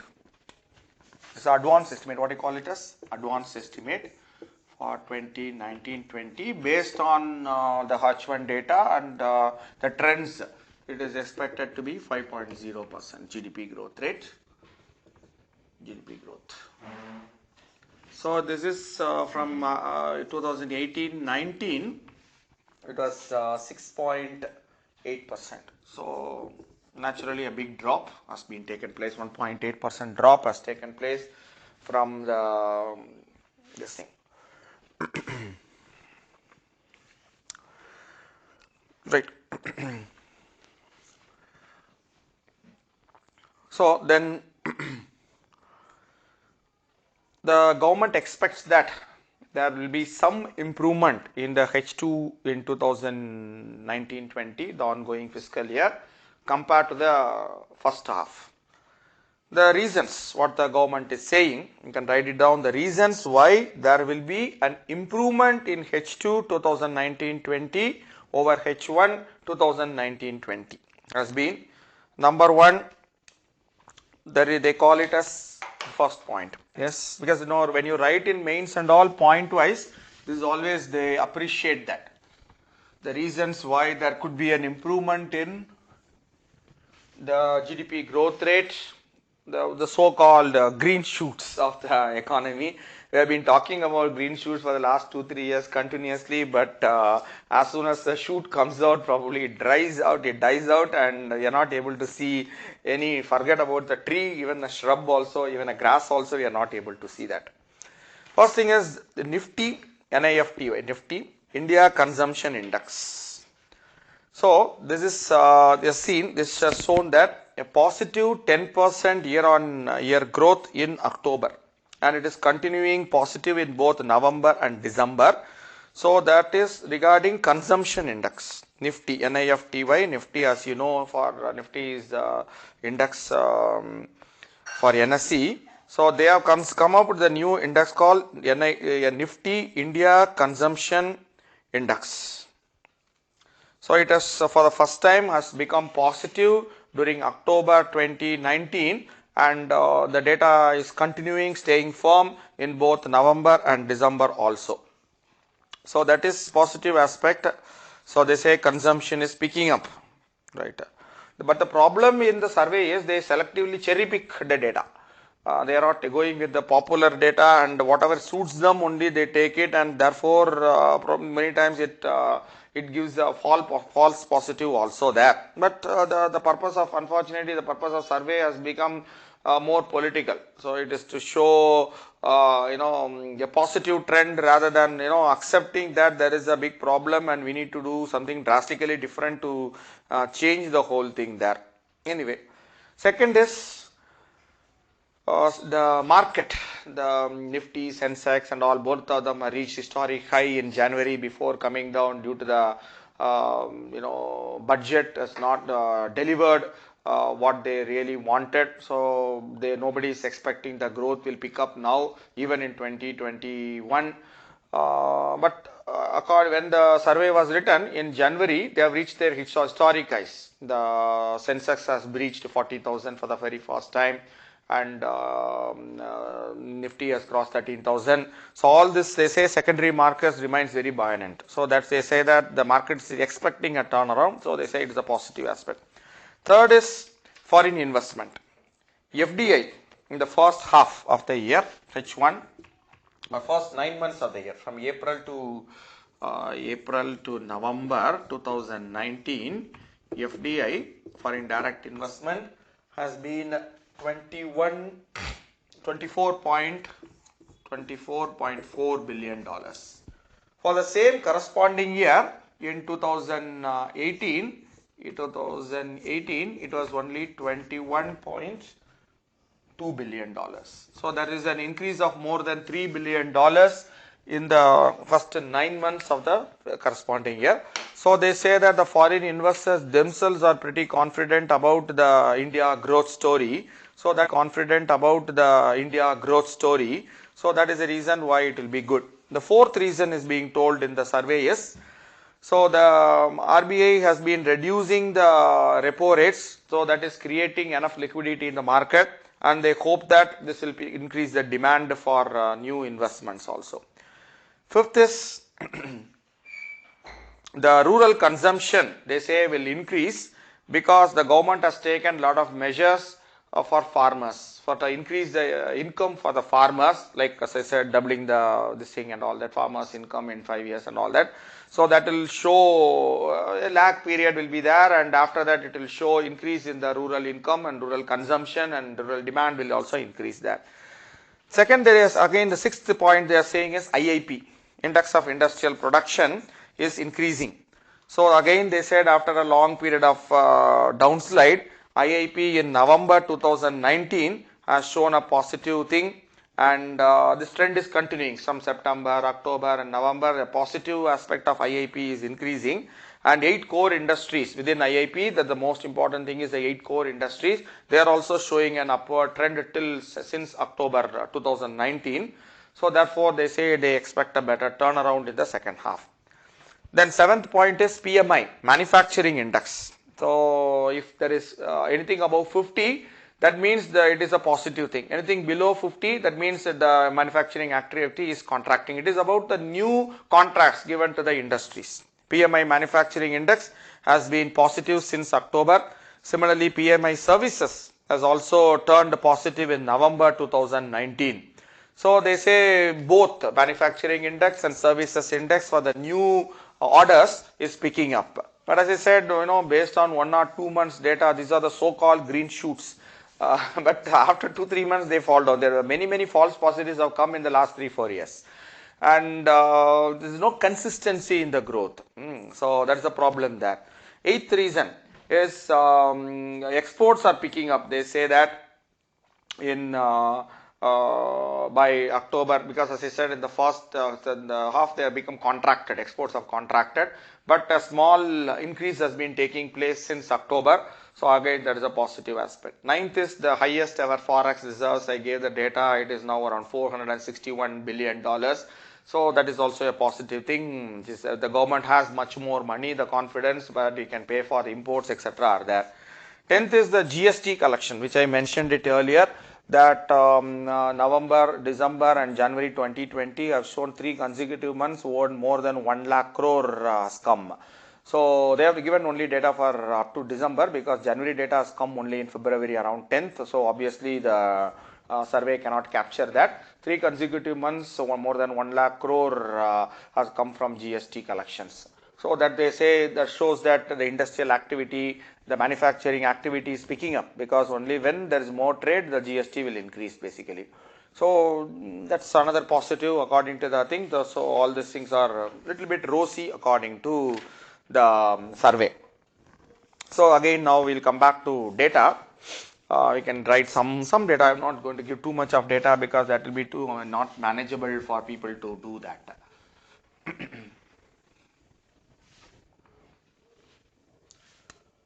So data for this thing, only GDP at current market prices. So all these are estimates for 2019-20. You can say AE advanced estimates. So this is 204. 2.4 lakh crores.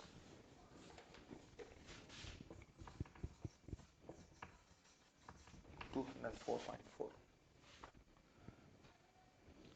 Same GDP at constant market prices. This is the real one, that is nominal one, is 147.8, same lakh crores. GDP growth rate expected to be 5%. 5% growth rate is 5%.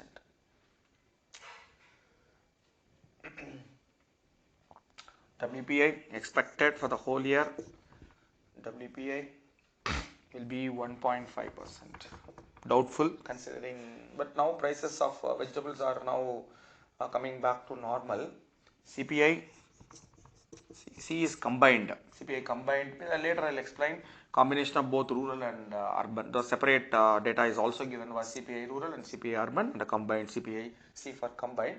CPI C will be 4.1. The reasons why there's a divergence between WP and CPI, I'll discuss it later when we discuss that particular point.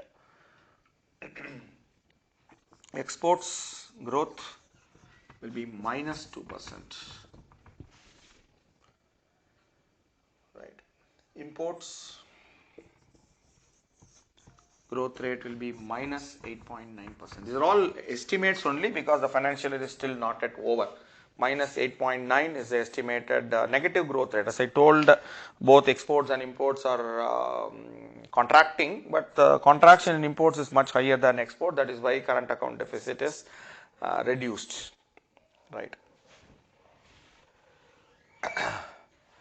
Then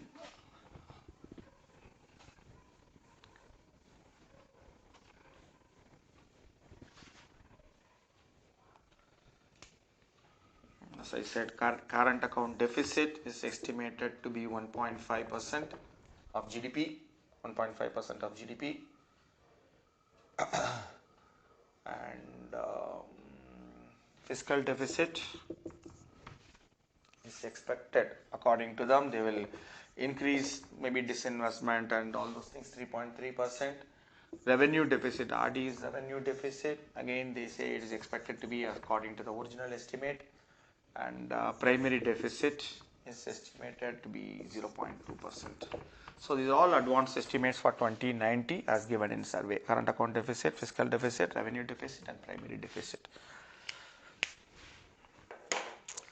So I have given you 10 points why the government says that the second half should be better than the first half, because the first half growth rate is only 4.8, but they say overall growth rate is 5%. So they expect the growth rate to grow somewhere 5.2, 5.3 in the second half, and probably to 6.5 in the next year, 2020-21. Right. So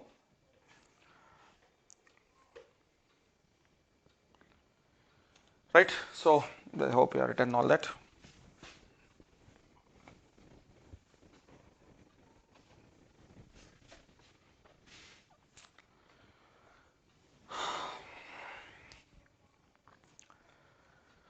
Right. So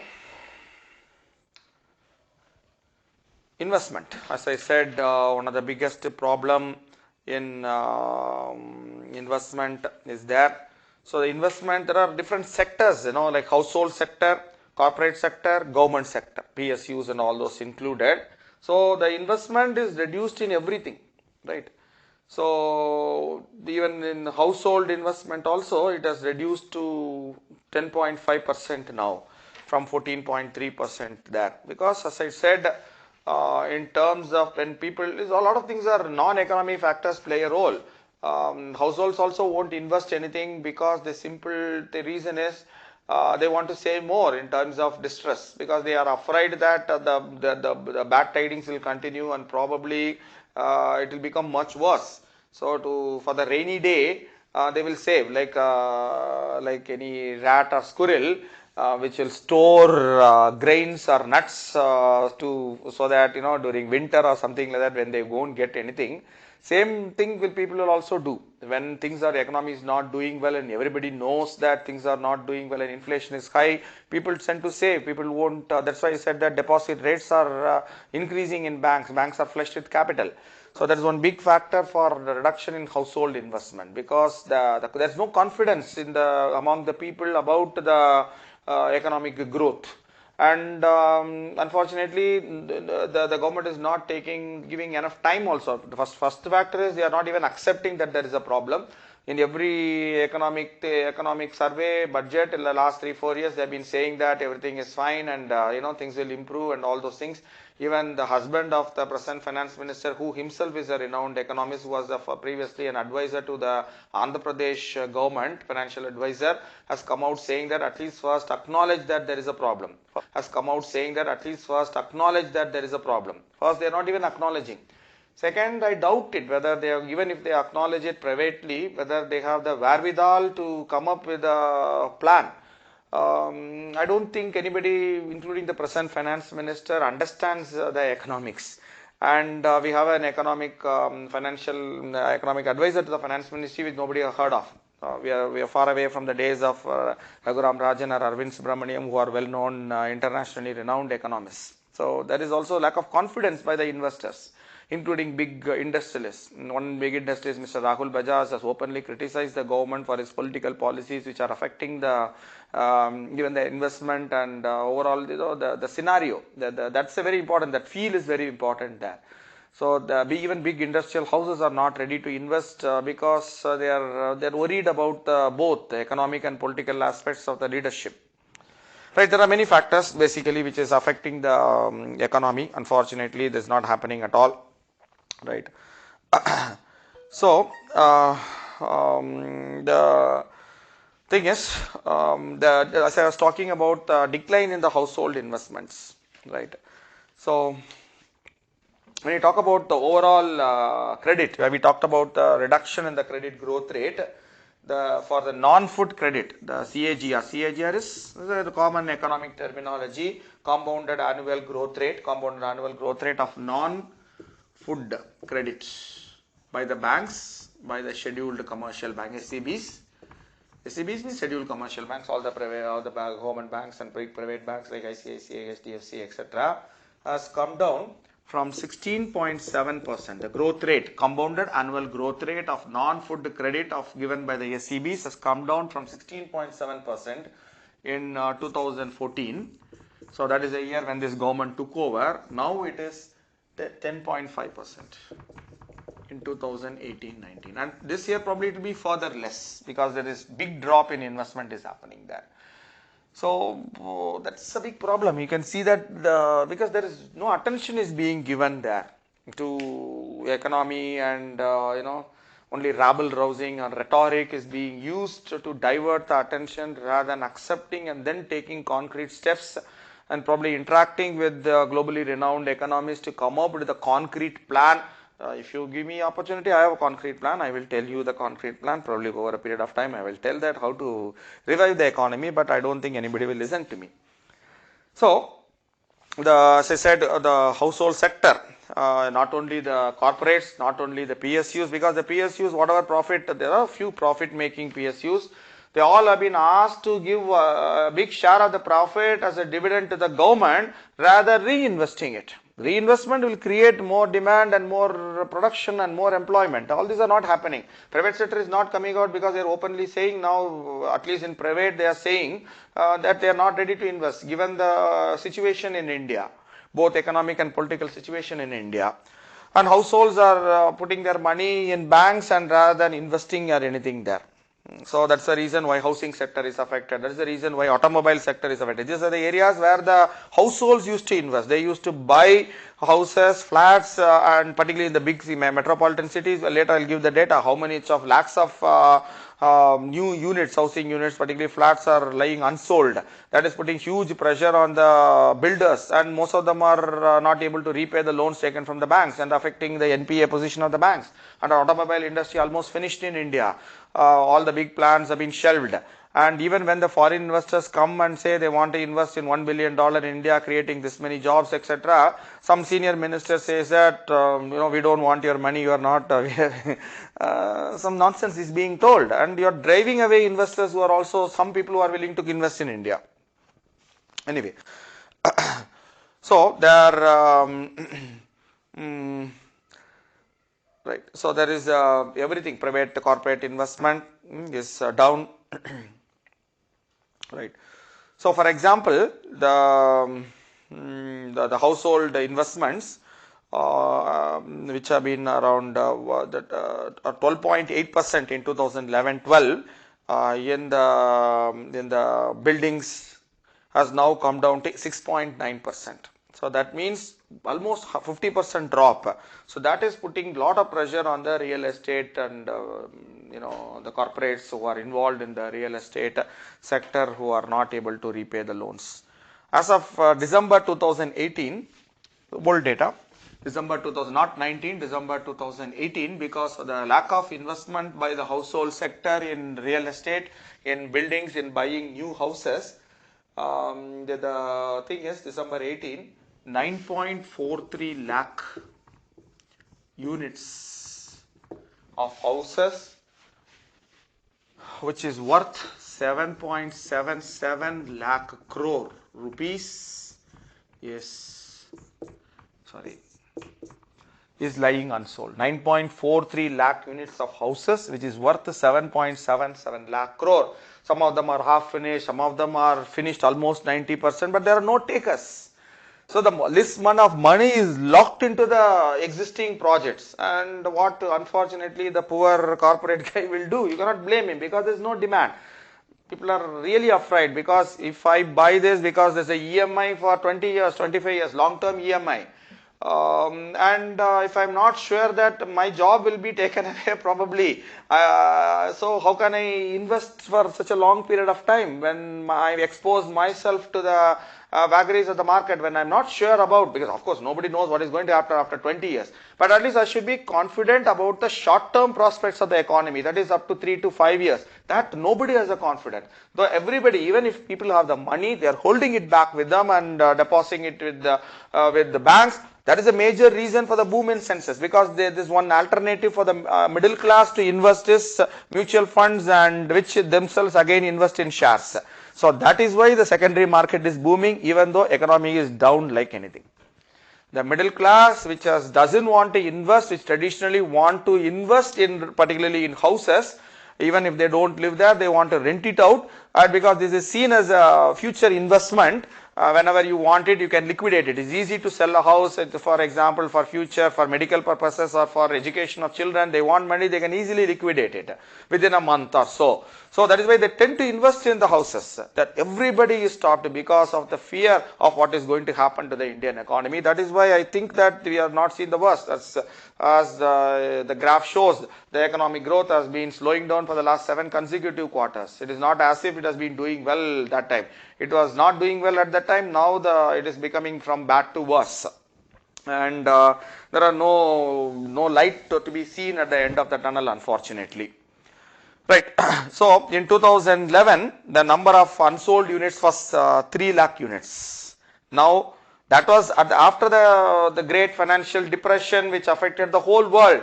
Now it is 7.7 lakh units, more than 250% increase, more than 250% increase in the number of I'm talking about the amount of money locked. 3 lakh crores in 2011 to 7.77 lakh crore at the end of 2018. It is more than 250% increase in the number of money completely blocked in this huge money, lakhs of crores of rupees we are talking about it here. Anyway, so then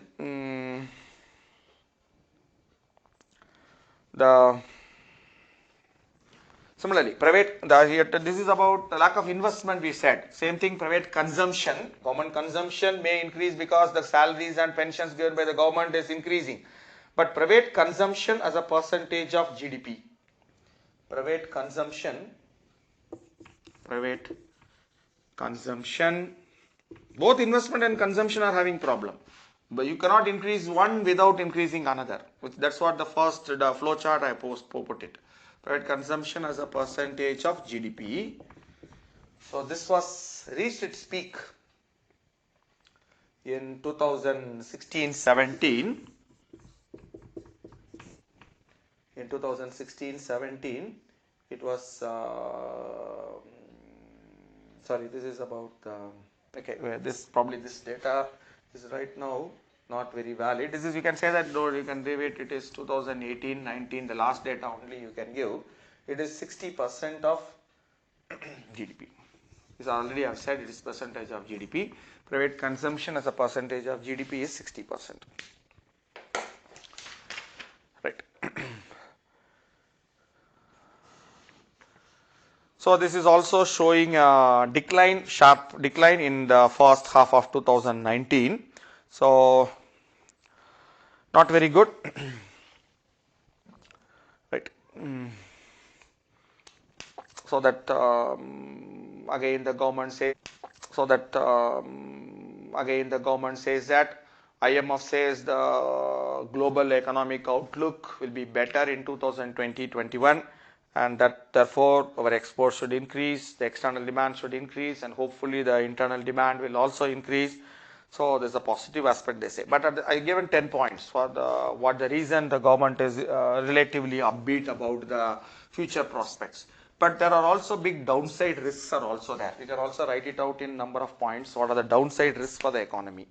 Number one is the trade tensions, which now might have seen a pass, but may also resume.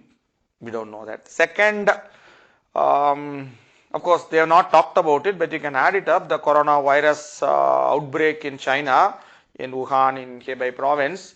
So it's now spreading to other countries also. Now they say last 3-4 days it has come down. The cases, number of cases has continuously come down. They are saying Japan has seen its first death, Europe has seen its first death.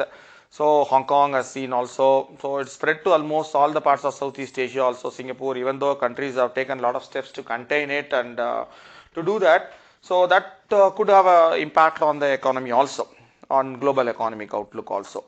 So the third reason is the continuing tensions in West Asia, which I have already mentioned about it.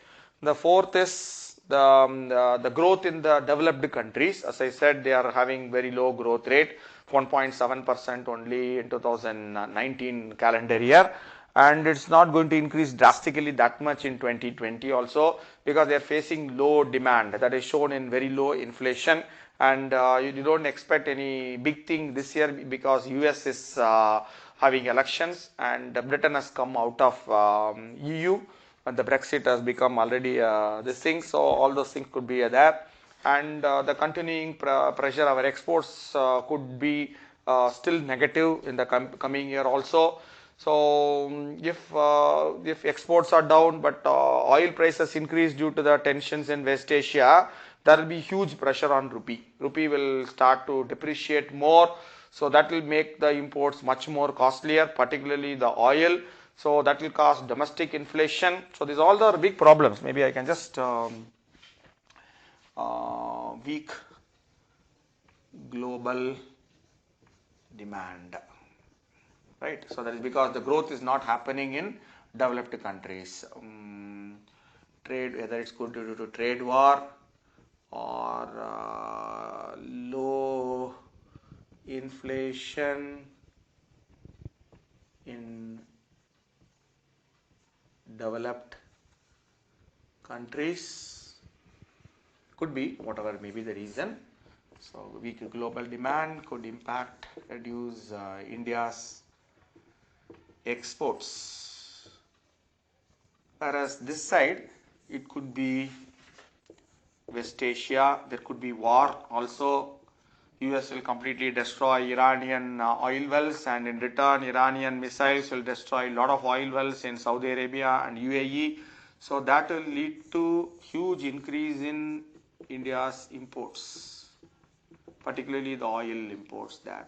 So both together could be a big problem for increase in CAD, current account deficit, and not only that, that will lead to rupee depreciation. Rupee, there will be a huge pressure on rupee to depreciate. So that will increase, further increase the cost of imports. So that will further increase the CAD. So this is a big problem there, and rupee depreciation could lead to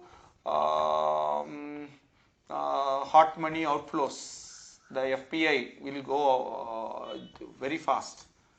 So that will affect, reduce the BOP position also. The so-called very highest ever forex reserves of $460 billion will dwindle in a very short period of 1 month time, and this will again infect us confidence, and this will again lead to rupee depreciation. There are a lot of big problems could be happening. We don't know that. All depend upon various other factors, whether the global demand will pick up or there will be war, because as I said, I expect Trump to go to war sometime in June, July.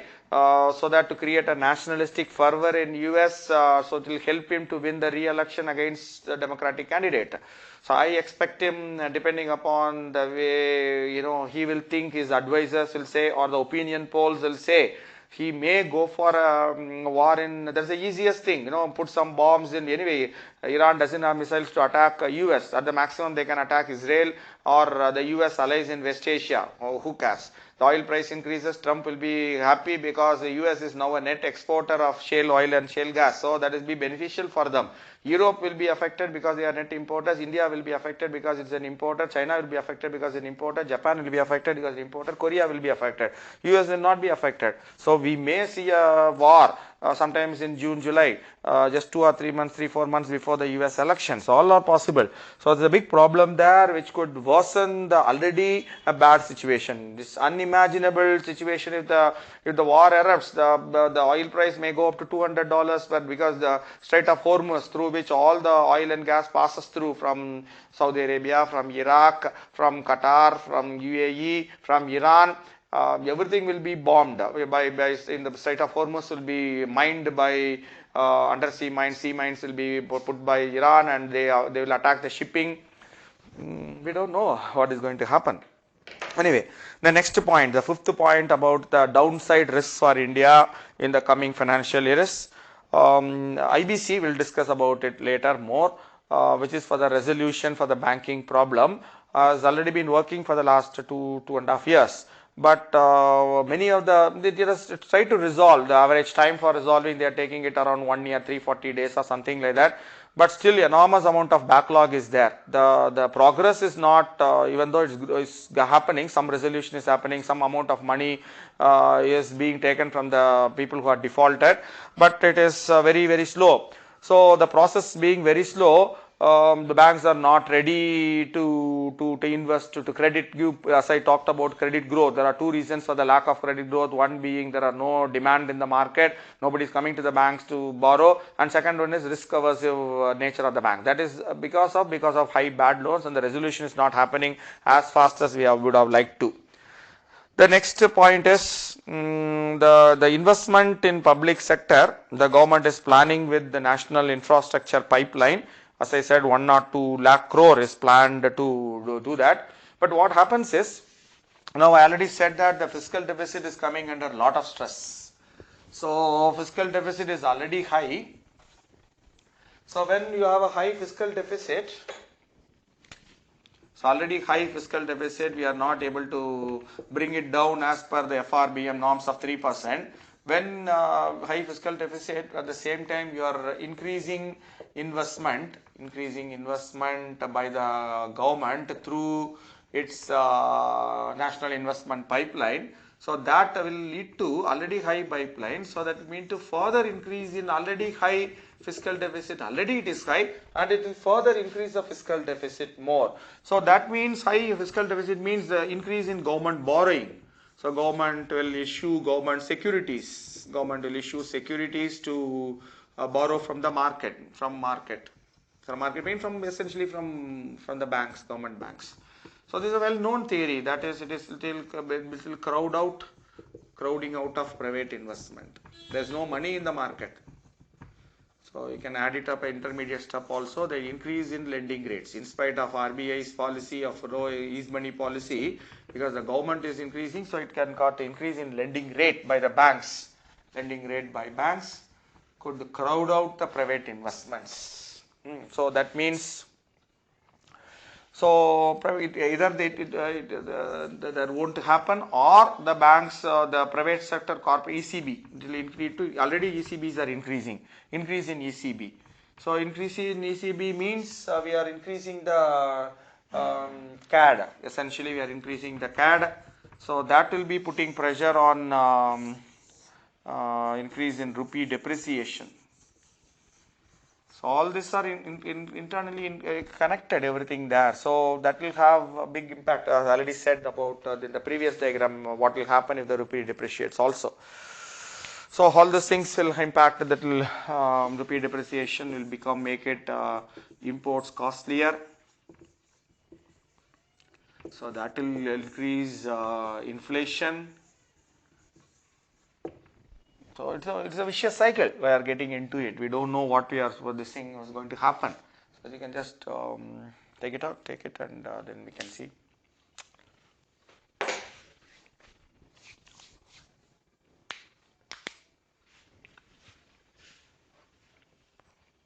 Already high fiscal deficit. When you spend more, the government will invest. Fiscal deficit. When you spend more, the government will invest more. Will lead to further increase in fiscal deficit. That means the government has to borrow more from the market. So that means the banks will, the amount of liquidity will be less. So lending rates will go up. Private sector will not be able to borrow from the banks. So therefore they will go abroad. And ECB is external commercial borrowing. They will borrow from abroad, and that will increase affect the balance of trade, CAD position, and that will affect the rupee, and that will increase the domestic inflation, because imports will become costlier. That will cause domestic inflation, and inflation is again not good. It will have an again impact on fiscal deficit. So everything is interconnected. Right. So a good thing. When you discuss it with flowchart kind of a thing, becomes very easy. In exam, in mains also, you can write it in flowchart format. Absolutely no problem.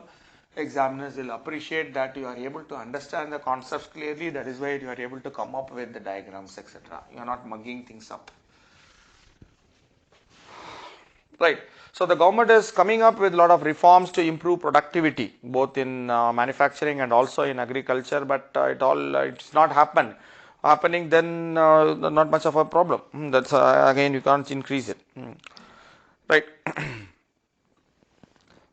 So all these are the risks are there.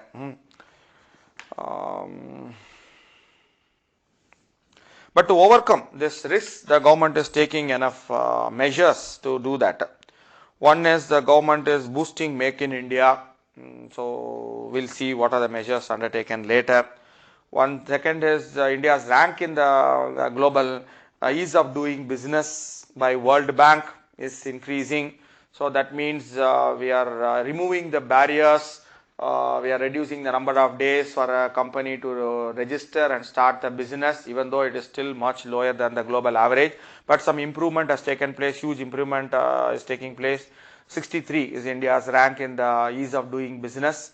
So our target was to reach top 50, but that didn't happen. But India is making a steady progress in improving that rank. So that should increase investment, ease of doing business improvement rank. Second, the government has reduced the corporate tax rate to 25% from 30%, and in certain cases further reduced to 22% for majority of the companies if they don't want any. That I'll discuss it later. The fiscal policies of the government to boost the investment. So the idea is basically reduction in corporate tax rate. So it is, what is the tax rate and all, I'll tell later when I discuss that chapter. But government has reduced, the tax rate has reduced. So that means increases the cash reserves, the profit of the corporates, more money in their pocket, in their hands. So that means they are likely that a normal cycle there should be increase in private investment, corporate investment, you can say corporate investment. So increase in corporate investment means more employment, increase in more investment should lead to, but of course how much employment increase depends upon the elasticity of that particular sector, the capability of that sector to create new jobs. That will create more employment, means more demand, because you are creating more wages, more salaried wage proper. So more demand means employment increases, and increase in investment means increase in production of goods and services. More goods and services are being produced, GNSS, goods and services. So increase in demand should lead to more investment. So these are the things how this will both will lead to increase in GDP growth rate. This is expected. That is what the traditional. So this is called as neoliberal economic policy. This is a policy traditionally followed by countries like US, who are completely capitalist countries. So the reduction of the tax rate means more money will be with the people or with the corporates. So they are likely to invest more. If people have more money in their pocket, they will buy a house, or they will buy a car, they will buy a bike, they will buy a tractor if it is a rural agricultural family. So all these new investments will create, that means more and more tractors will be produced, more and more, if you buy a house, the more employment will be generated for people who are constructing the house. You have to buy cement, you have to buy steel, you have to buy bricks. All these are creating new economic activity. So the economic activities will pick up, production of more goods will pick up, and more employment will pick up. That will further additional create new demand. So all this will lead to positive virtuous cycle. This is the idea behind this. But unfortunately, what is happening is, this is happening, but this is not happening in India, simply because there is no demand. Corporates say there are no demand, and they say India's there is no proper leadership. Economic and political climate is not good.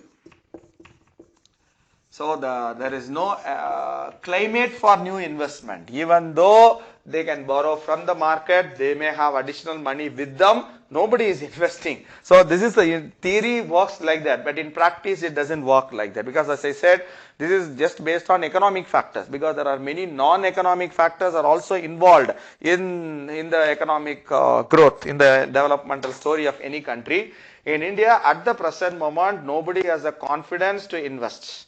So there's no demand also. The real factor is there's no demand also. I hope you understand all these factors there. So the government says their government is trying to invest more, their government is trying to create new investment, and therefore more demand also. And the government has already reduced the corporate tax rate, and in this year's budget, the finance minister said that there will be a simplified rate for personal income tax also, even though after that experts say that it is more complicated calculation rather than simplifying it, etc. Another factor the government says, what the government says it will be better is the government is planning for merger of public sector banks to create big entities. So that will also should improve the financial sector and the confidence in the financial sector more. And government says that probably the NPA problem is bottoming out. So it won't, the peak has already crossed the peak. Sometime couple of years back it was 11.6% of NDTL, now it has come down to 9.3%, and with IBCs and better measures it should be improve it and all that they are saying. But unfortunately this is not really happening, because there are big problems in automobile sector, big problems in even in IT sector, big problems in real estate sector, problems in textile sector. So the overall scenario, the outlook is not very good. Anyway, and at the end, the survey says that for 2020-21 fiscal year, so we can, based on all these measures undertaken by the government, so we can expect the growth rate to pick up to 6 to 6.5%. The GDP growth rate, which is expected to be 5% in 2019-20, so it will be growing to 6 to 6.5% based on global factors, maybe the trade war. But of course, one big factor they have not said, the monsoon. So though the contribution of agriculture sector is still declining, but it provides employment to around 47-48% of people in India, though many of them are casual laborers. So it all depends upon the monsoon. Last year monsoon was normal, but in a way abnormal, because a lot of rains have happened after the end of the monsoon rather than in the beginning during the sowing period. So that is the reason for the huge increase in vegetable prices and all, which affected the inflation. So this year we don't know. It all depends upon the monsoon, and of course what Trump will think about Iranian problem. And of course, what will again he will think about deciding the ending. He started the trade war with China. So what he will do? Pata. All depends upon one nature, and the other one on the nature. Of course, monsoon is becoming more unpredictable, probably due to global warming. But more than the nature, the most unpredictable thing in the world right now is how Mr. Donald Trump, who is going to visit India soon, is going to behave. Particularly in an election year, all depends upon what he thinks about how confident he is about his re-election. He will go to any extent because if he is not elected because of all the things what he has done, so there will be big problem for him as far as he may go to jail also if there is a democratic president, because of whatever he has done in the last year last time presidential election, in the involvement of Russia in the involvement of election, and now what he has done in Ukraine to prevent Joe Biden from competing. He has made huge number of enemies, and he doesn't have friends. All his friends will go away, will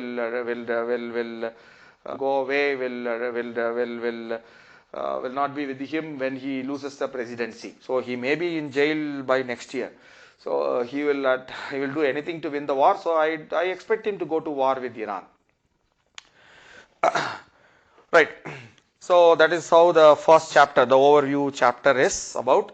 So it says that the Indian economy has slowed down to 4.8% of GDP, but second half will be better. So the overall economic growth will be 5%, and it is expected to go to 6 to 6.5% everything. So the reason for the slowing down of the economy is a big decline in the real investment rate from 10% to 1% now, and there is also some decline in the consumption also. Consumption also has declined. So the share of agriculture has been going down, and there is a big drop in the secondary sector also. External sector is not very good, but compared to the domestic sector is slightly better because CAD position is good. But when you have a closer look, the reasons for the improvement in CAD is mainly due to that imports have declined faster than exports. So FDI and FII are okay. So therefore the BOP position is better. So inflation is increasing, and it will be much higher than the previous years, but it is not much cause of worry because as I said, the final data I expected is WPI is 1.5% and CPI is around 4.1%. That is well within the range given by the government to MPC. The range given by the government to the Monetary Policy Committee of RBI is to maintain the inflation at 4 plus or minus 2%. That is 2 to 6% only. So I think it should be fine if CPI is around 4.1% is CPI combined is, I think, is fine within the range. I would say that 4 is a good thing. There's no need to worry as such there. But of course, when things like onion thing happen, I mean, it is consumed by poor man, then obviously the political impact will be much higher rather than the economic impact. Right. So this is what the overall economic scenario of the government says. So normally annexure is given at the end of the book, but they are now giving it immediately after each chapter, maybe to emphasize. People may forget, nobody will bother to look at the end. So therefore, but you have to read the second chapter. So from first chapter to between first and second chapter, they are giving the annexure about the recent reforms undertaken by the government to revive the economy. So maybe you can quickly write it down in point wise, so that you can write it in the exam also, in mains also, in point wise. To do that quickly we can do, and then we can move on to the next chapter. So what are the measures to boost? Because as I said, there are problems in investment, there are problems in consumption, there are problems in exports. All three sectors, because all three put together only are GDP. So what are the measures? First, to undertake investment, then what are the measures to undertake improve exports, and what are the measures to undertake consumption? All three we have to write it separately. All three are important for reviving the economy: investment, exports and consumption. So first is to boost investment. So boosting investment, a lot of stuff government can do, because as I said, we can, what you call, a lot of monetary, fiscal and monetary policies can be, a lot of fine tuning can be done by the government to revive the economy. So the first is, as I said, we already have IBC. IBC is Insolvency and Bankruptcy Code. Insolvency and Bankruptcy Code. So the government has made in December 2019, the government has made amendments to, cabinet has approved it, so which later on will be passed by the parliament. So IBC, you can write a little bit about IBC, Insolvency and Bankruptcy Code. So this was enacted. This was enacted in 2015 by the parliament and came into force in from August 2016 after passed by parliament. So it is a one-stop solution for all resolving the insolvencies, because insolvencies have increased because of the problems in the real sector economy. So many people who have taken loans from the banks, the corporates, are not able to repay back to the loans. So that becomes NPA. So now what is the measure to be taken? So whether the collateral, which is the industry itself, can be taken by the bank and sold it, but then you will get very less amount only, or you can take over the management of the company and you can try to run it to revive that and to make it pop, from red to black, and then that company can repay. The bank can buy the equities, convert the debt into equity. There are many possibilities there. But the resolution which was done previously was time taking. It was taking almost 4 years. The DRTs were taking enormous amount of time. So this is a one-stop solution. So Insolvency and Bankruptcy Code. So the Insolvency Bankruptcy Code. So now the government has undertaken various measures. The amendments have been made. So now I will discuss the amendments later in more in detail about it. So you can just write it down one point, that amendments have been made to increase the pace of the resolution process, insolvency resolution process there. Then, as I said, in December 2019, again couple of months back, the government has released the important aspect. So as I said, an important investment is, see, the first part of IBC code, how it will increase investment is, the banks will be confident that about the resolution process in a time bound manner, 343 days or 333 days it has to be completed and all that. That is what given in the IBC code. Now it is taking around 343 days, so they are trying to bring it down further down. So that will give the confidence to the banks to lend more. That is why they say they will revive the investment cycle again. So first is the IBC code and the amendments made, which will speed up the whole process. So banks will be more confident to lend more. First point in investment.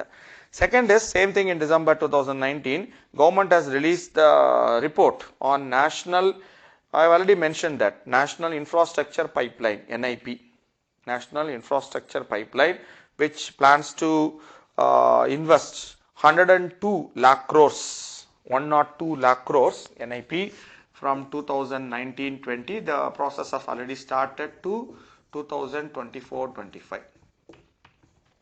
So 5-year period, the government plans to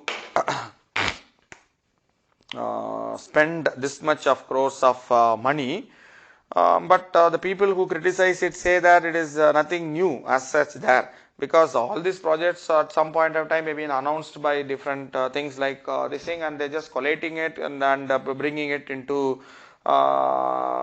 this thing there. And so this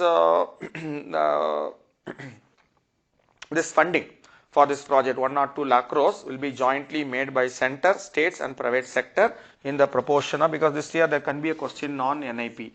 The proportion by central, 3 players. One is union government, second is state government, and third is the private players. The ratio will be 39:22. So this is by union government, this is by state government, and this is by private players. So this is the ratio in which the investment will come from. Right. Right. So So according to the government, already in between 2008 to 2017, around 1 lakh crore, 1.1 lakh crore has been spent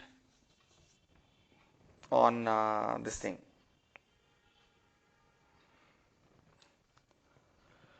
Spent in this 10 years. Now in the next 5 years, this will be done by this much. So this is known as counter cyclical strategy. That's the word they may ask in prelims. Counter cyclical. This is what suggested by counter cyclical strategy. So as I told, there's a vicious cycle. So there's no investment at all is happening. So therefore the consumption, demand, employment, all of them are affected and economy is going on a downswing. To break that vicious cycle, somewhere the government has to interrupt this and forcefully and revive and kickstart the economy, because the autopilot mode is not working. So we have to do something. So this is known as counter cyclical strategy. Since the private sector is not coming forward to invest, the government is investing more. That is the thing for this thing. So this is one aspect which has been done. The third thing is, of course you can write it in NIP, the National Investment Pipeline. What is the sector which is going to be maximum benefited from this? First is energy sector. Energy sector, as I said 104 lakh crore is planned for the 5 years. First maximum information is in energy sector. 24% of the total investment will come to this sector. Second is road sector, which will be seeing investment of 19%. Third thing will be railways, which will be seeing around 13%. Third is urban development. So maybe smart city program and all those things, etc. So it will be 16%. Fourth will be railways, so which will see 13%. Top 5 sectors only I will give. Fifth will be irrigation, because agriculture is very important and irrigation is very important, 8%. And then another important aspect to revive the economy is rural infrastructure, building rural roads, rural electricity, rural sanitation, all those things, 8%. So these are the top 5 sectors in which investment will be made under the National Investment Pipeline. This is what given by the task force, report of the task force.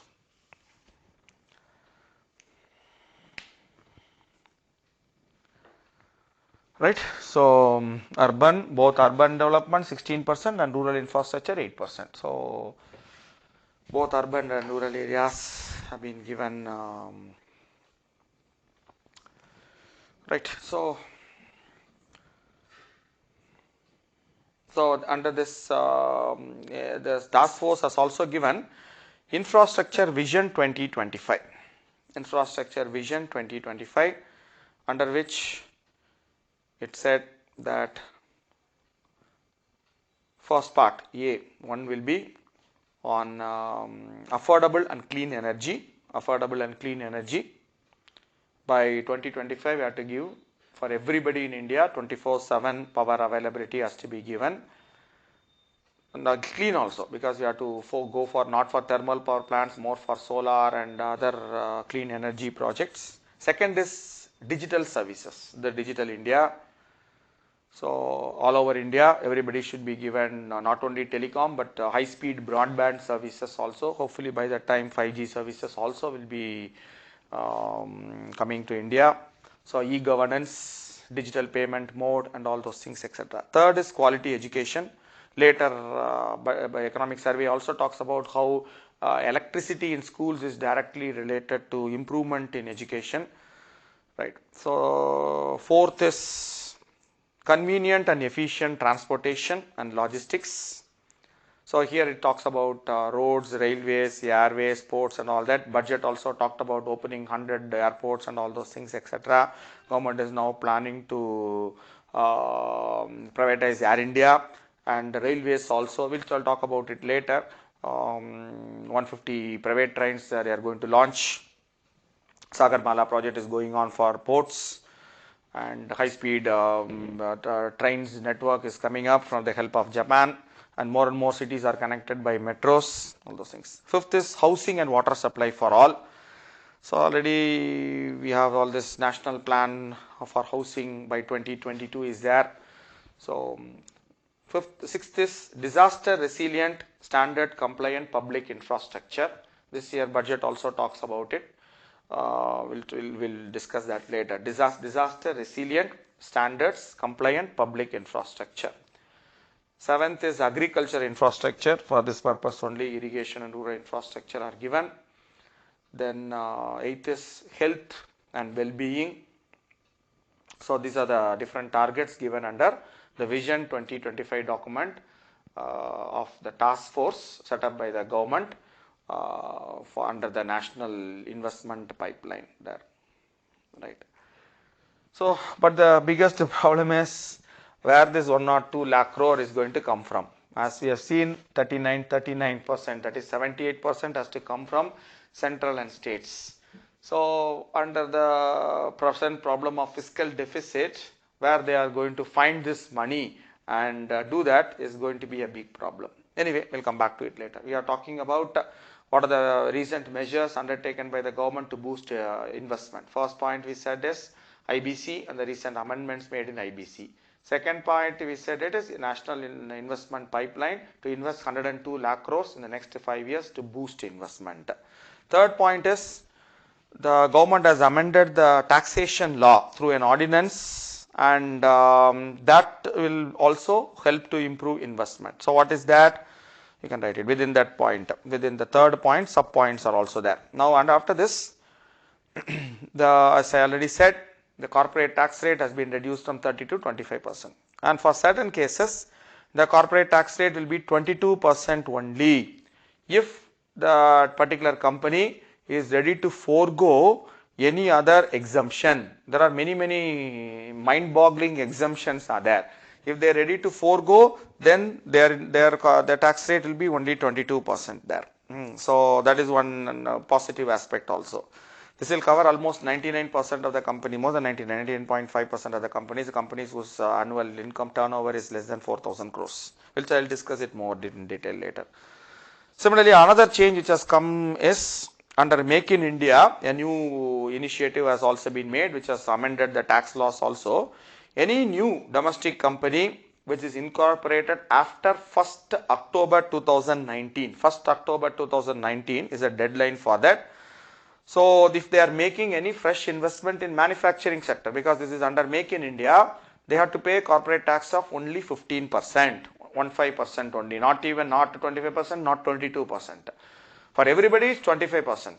But if you are foregoing any exemption, then it is 22%. But this is a new company, you are making new investment to boost manufacturing and employment, then it is only 15%, provided you have to incorporate that company on or after 1st October 2019 and must start production by 31st March 2023. So you have to start the company on or after 1st October 2019, 1st October 2019, and that is the first condition. Second condition is start production. This is incorporated. You have to register that company with the company under Companies Act. Start production, manufacturing before 31st March 2023. There are probably a very likely question this year PT. So you have to pay income tax rate of only 15%. Of course, there are some surcharges and also that which I will discuss it later. So that is changes in the taxation law. Then fourth point, budget 2019-20, the government has decided to infuse 70,000 crores into the public sector banks. New capital is being done. So this is because the banks are not ready because of the NPA, the CRAR has gone down. CRAR, which we will discuss it later when we discuss banks. Capital to risk weighted asset ratio, CRAR, has gone down. So this is to boost, so increase the confidence for the banks to lend more. 70,000 crore the government is going to invest. Already more than 60,000 crores has been given to the banks, private public sector banks. Right, the government is also planning to merge 10 public sector banks into 4 to create global size entities to tackle the top 3 banks in the world are now Chinese banks, not the American banks or the European banks. So we have to create that scale of, then only it will help to boost the investments. So that is also done. Then next point is RBI has reduced the lending rates 135 basis points, which I have already mentioned, or 1.35 this thing since January. Next, so RBI has also changed the rules for lending to MSME sector, because I said the MSME sector is the one sector which is badly affected after demonetization and GST. So from 1st October 2019, so the loans given by the banks to the MSME sector has to be linked to any benchmarks. What are the benchmarks? This is also a potential PT question. From 1st October 2019, the lending rate of the banks to the MSME sector, specifically to the MSME sector, has to be linked to any of the external benchmarks. What are the benchmarks? First is repo rate, which is fixed by the RBI itself. Second is 3-month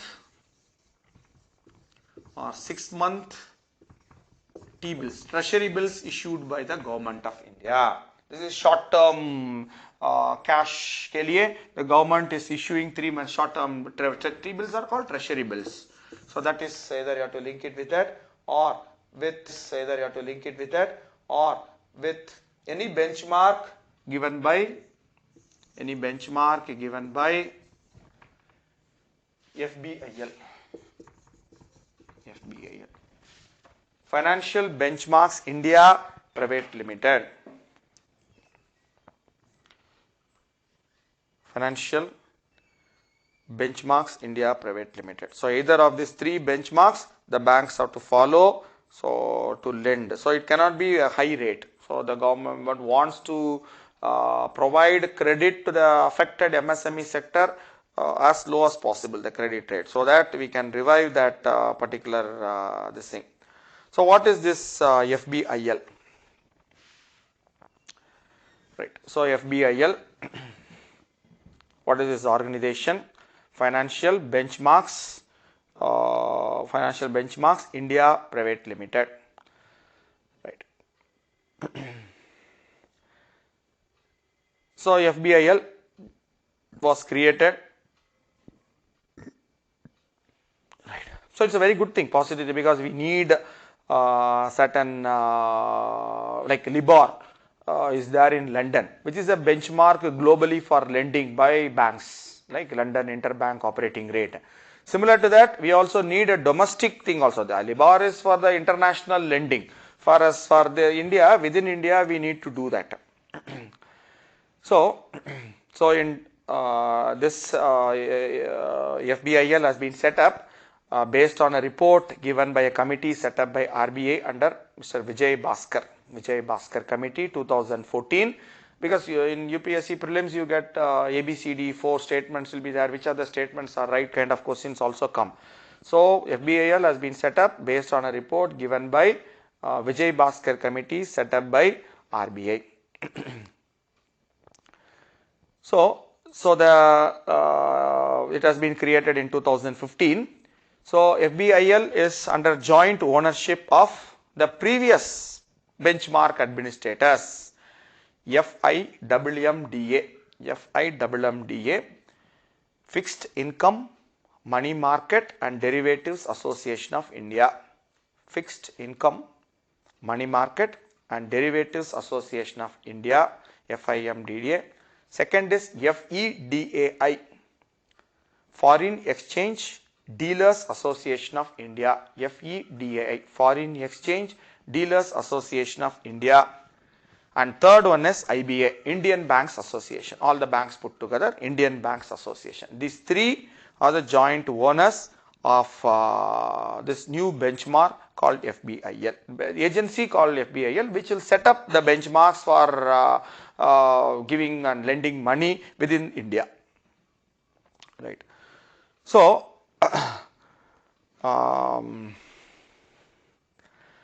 So the biggest contributors, the financial contributors, the share is FM, the first one, FIMMDA 76%, FEDI has 14% and IBA has 10% there. So it has, as I said, is a private committee. So it is registered as a private company under the Companies Act 2013. So but it comes under the supervision of RBI, right? So RBI will be monitoring that. So it has three objectives. One is to develop benchmarks for number one, money market, second one for government securities, GSECs, and third is forex market. Three things: money market, GSECs, and forex market. It can set up benchmarks for that. So it's a very transparent way of providing it, similar to the LIBOR globally, what it is being done there. So it has created a new benchmark in India called MIBOR. So that is similar to what is LIBOR. This is known as MIBOR, Mumbai Interbank Outright Rate. So that has been created by them for the money market, overnight call market, and all those things you would have studied in basic economy. All this, what is known as money market and all those things, etc. So since 2018, it has also been setting the benchmarks for the GSECs rate also there. So it is a thing. So either of these three things has to be done there. Similarly, government has also we are talking about investment. What are the recent reforms undertaken by the government to boost investment? So the government has also taken various measures to boost the auto sector, which has been badly affected. So they have reduced the certain registration rates and all that. So they have done some measures to boost the electric vehicles also. So all those things. Then next point, the government has also launched Bharat Bond Exchange Traded Fund. It's an ETF. ETF is Exchange Traded Fund. Bharat Bond Exchange Traded Fund, which will be an additional source of funding for the central public sector undertaking, CPSUs. For the CPSUs, the government has created a new exchange traded fund. What is exchange traded fund? I will briefly explain, and then Bharat Bond will be the thing. So this Bharat Bond ETF is the first corporate bond ETF in India. Bharat Bond ETF. So what is this ETF means? What is the concept called ETF? And what is Bharat Bond ETF? And how it will benefit the investment scenario in India. Right, ETFs, you can write it, ETF, exchange traded funds. They are somewhat similar to the mutual funds, slightly different. So they are like any other share stocks. They can be purchased daily. You can purchase it, you can sell it during the day also. So it you can conveniently buy, right? In a single transaction you can do that, right? So it's a very innovative way, creating a new way, method for common people to invest also there. So this concept was started in US in 1993. In US, it's a type of an index fund, right? Whenever an investor purchases an ETF, they are investing in underlying bundle of securities. So that is given in index. So you are investing in a particular sector, but instead of directly buying the securities, for which you don't have the expertise, you don't have the knowledge to do so, it's like buying something unit of a mutual fund, right? But this is a security itself, right? Rather than buying units, you are buying it like a security. It's like a security, common security. You can buy it in the market there.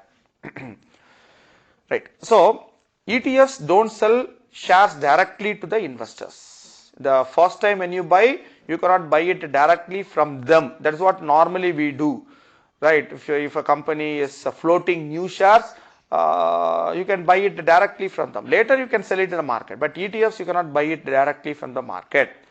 Right. So initially they will be purchased by an authorized participant. There are institutional investors in between are there. They will buy that from the ETF directly, and then they will create a trust for that.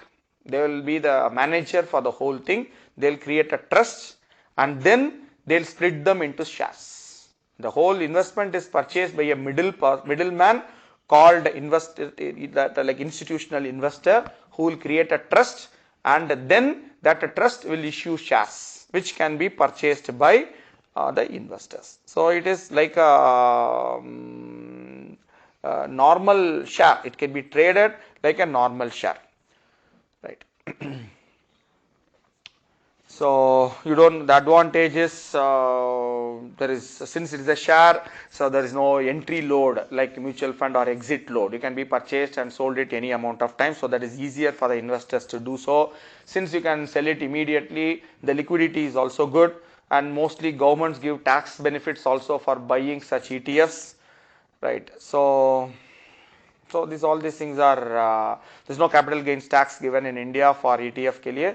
So the government tries to promote ETFs in India. So it is a new concept of new innovative method to raise more money for the PSUs. The PSUs may issue ETF which will be purchased by a private entity, which will set up a trust, and then they will issue shares which can be purchased by the investor.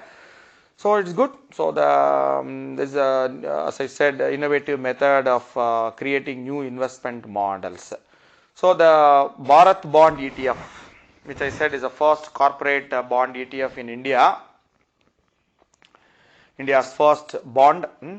So that has been opened for investment in December 2019. Bharat Bond ETF. As I said, that's a very likely question this year. Bharat Bond is the first corporate bond ETF in India, which has been approved. ETF in India, which has been approved by the government, is started its first operation in December 2019. So at present, to create investor confidence, this ETF will invest only in AAA rated bonds of PSU, central PSUs. So they will collect money. You are buying the shares of that. They will take that money and buy only AAA rated bonds which are issued by the public sector companies, PSU. So the public sector companies are going to issue bonds, securities, which will be purchased by this Bharat Bond ETF. And where the Bharat Bond ETF get money? From the common investor like you and me, right? So that is an additional method of getting investment by the instead of issuing shares, which will reduce the shareholding of the government by the PSUs. They will issue only bonds which will be purchased by this ETF, which will collect money from the common investors. So it's an indirect way of building this. So this AAA rated bonds issued by the public sector entities, there are two investment options. One is maturity of 3 years and the maturity of 10 years, right? So there is one to track what is this index rate, how much you can buy and how much, what rate you can buy and what rate you can sell. A new index has also been created, Nifty Bharat Bond Index. Nifty Bharat Bond Index is a new index created under Nifty, so which will track this maturities of the bonds, like PSUs are issuing bonds. So 3-year bonds or 10-year bonds, which are purchased by this ETF. So how these bonds are moving. So from the based on that, you can understand whether you can hold on to your ETF shares, or you can sell it, or you can purchase more. So that separate thing has been created now, right? So so this, for tax purposes, this Bharat Bond ETF will be treated same like debt mutual funds, right? So so it is therefore tax benefits are given like the mutual funds are there. So this ETF, this Bharat Bond ETF is managed by, as I told, there is an institutional investor which will manage this. You are buying the shares and you can track the underlying securities through the separate index created by Nifty. So the name of the company, which is an institutional investor, market player, is Edelweiss, which is well known. Edelweiss AMC, asset marketing company, management company, is a nodal agency for managing the Bharat Bond ETF. Right. Right. So simply put, the ETFs operate as fund of funds. The public sector companies are issuing bonds and with the different maturities, 3-year maturity and 10-year maturity, and these bonds are purchased by this ETF, and this ETF is managed by a company called Edelweiss, which issues shares, and you can buy the shares, and the money from which investors are buying the shares of the Bharat bond ETF, that money is invested in the bonds issued by the public sector companies. So public sector companies take more money and hopefully use that money for future investment. We are studying only the things, what are the measures undertaken by the government to boost investment in the recent times. Right. Similarly, next one, for the housing sector, certain measures have been announced by the government to boost investment in the housing sector. As I said, 7.75 lakh crore is held up in the housing sector. 9 odd lakh crore houses are not sold, so a big problem in the housing sector. Anyway, Bharat ETF, you can just write another point. The minimum amount you can invest is 1000 rupees, and then after that no maximum limit, you can invest in limits of multiples of 1000. So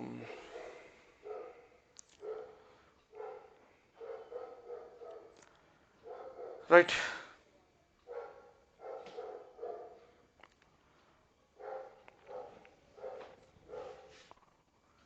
So then, for the real estate sector, housing sector, the government has taken some measures to boost the investment in the housing sector.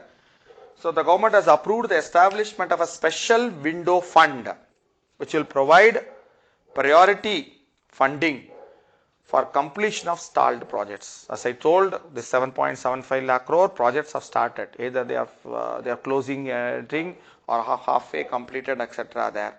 So for completion of this project, there is a special window fund which will provide debt financing in a priority wise for this stalled housing projects. Right.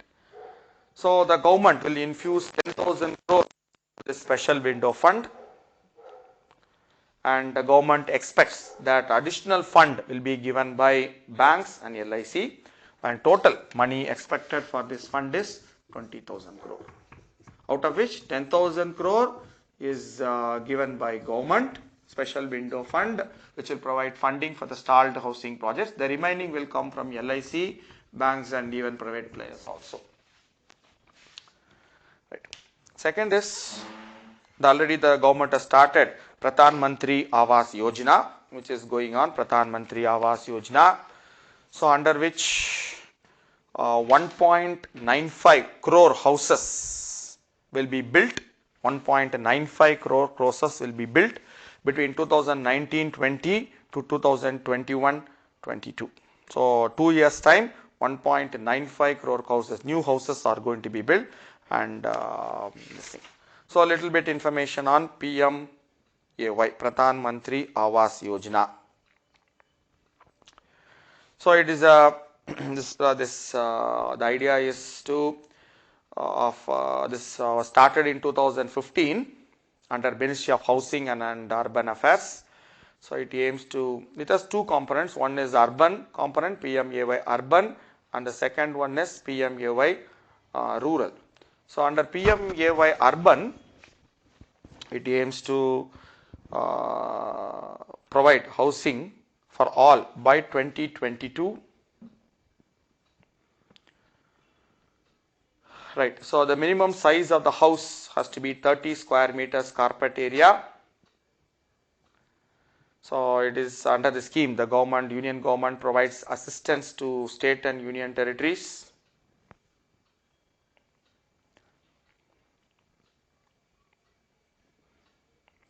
So it aims to provide, build around 20 million, 2 crore affordable houses by 31st March 2022. Out of that, this 1.95 crore houses will be built between 2019-20 to 2020-22. Right. And PMAY rural. PMAY rural is under Ministry of Rural Development. So this is also started in 2015. It also aims to provide housing for all in the rural areas by 2022 March 31st. Here the minimum size of the house has to be 25 square meter.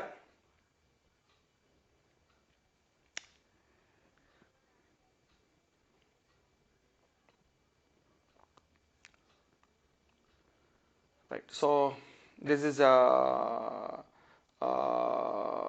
has been actually renamed. The original name has been Indira Awas Yojana, which was started in 1985, has been renamed as this thing. But unfortunately, we have never fulfilled the targets. So we don't know whether this will be fulfilled or not. Right. So.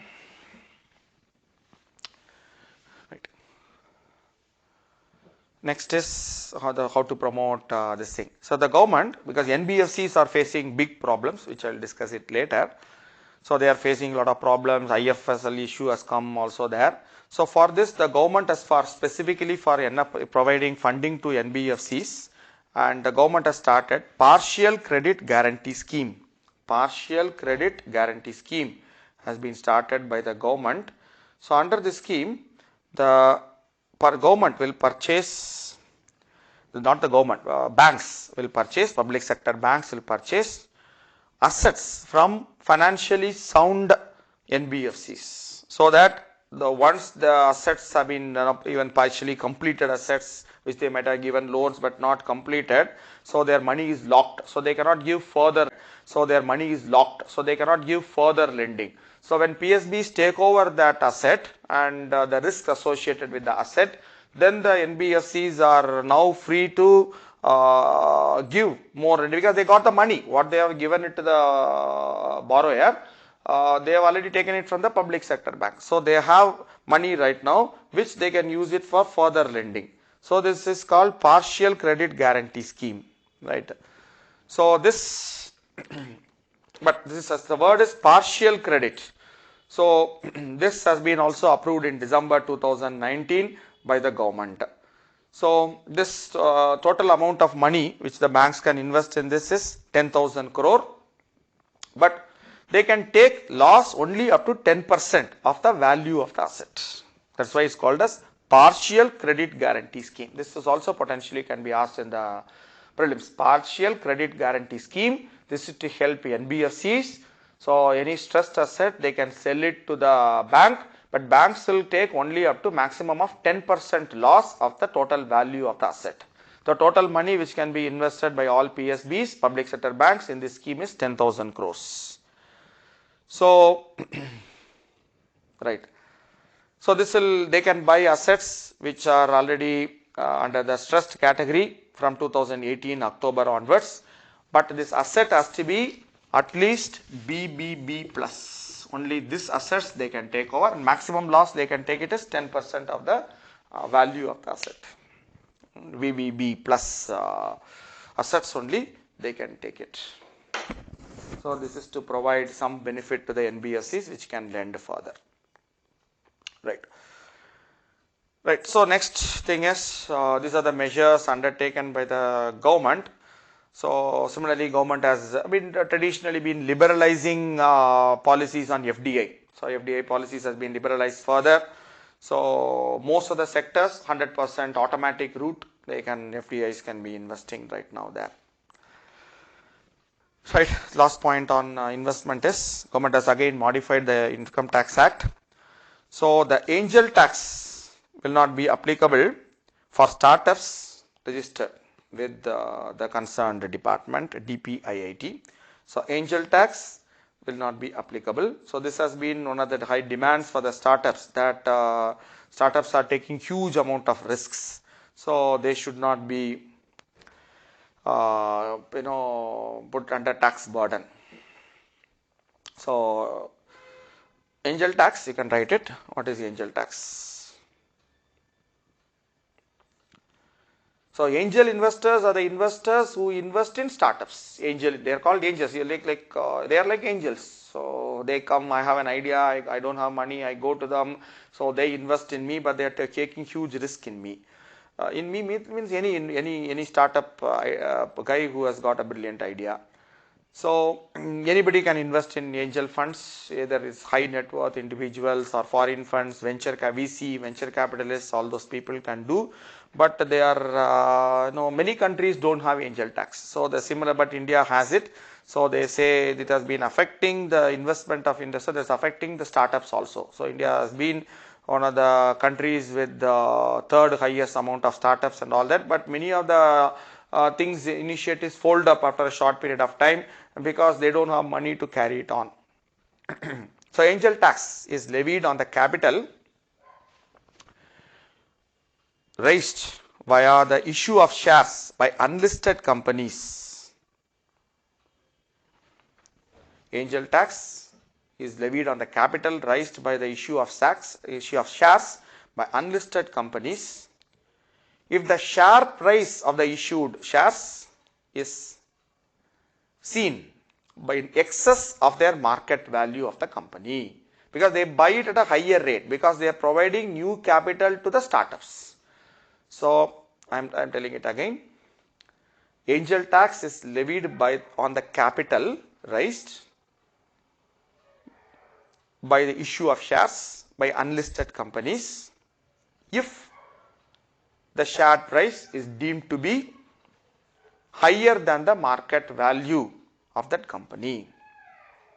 So if the government decides that the value of the share is only 10 rupees, but angel investors have purchased it for 15 rupees, that 5 rupees is not seen as an investment. That is seen as income and therefore tax. That's why it comes under Income Tax Act. Right? So they say, the government usually say that, it is seen as black money. Right? So coming in and all those things, etc. So that is why they say it's a kind of collusion kind of a thing to prevent that any new share, because it's an unlisted company, nobody knows what is the actual value of the share. So the government calculates it is a fair market value of this share of this company, but you are selling at a higher price. Why this guy is buying at a higher price than what should be the actual price? So therefore it is seen as an income to that company. So on that 5 rupees, the gap between the actual value calculated by the government and at the price at which the share has been purchased by an angel investor, that gap is seen as an income and that is taxed as income. So that is for that company. So that has been now removed. So that is positive to encourage more investment under this startups. Right. So the measures to boost exports, which I will discuss it later also, but probably we can discuss it later when we discuss the export sector. What are the measures to boost consumption? I said 3 aspects are there. In exports are down, investment is down, and consumption is also down. Consumption, one is the rural people will consume more if their income is more. They sell their agricultural produce. So the government, the sales of the agricultural produce for certain crops depends upon the MSP. So the government has increased the MSP for the crops, which I will discuss it again later when we discuss food and agricultural thing also. But there is a criticism that in the last 5 years or so, the increase in MSP has been much lower compared to the previous 10 years. So this is affecting the rural income and rural consumption, rural wages, everything has been affected because of this. But government says that it has increased the MSP for all the Rabi and Kharif crops, so that will boost the rural incomes and therefore the rural consumption. Second is under the scheme called Pradhan Mantri Kisan Samman Nidhi, PM Kisan, short form is PM Kisan, PM Kisan. So here Kisan is an acronym. Kisan stands for Kisan Samman Nidhi program.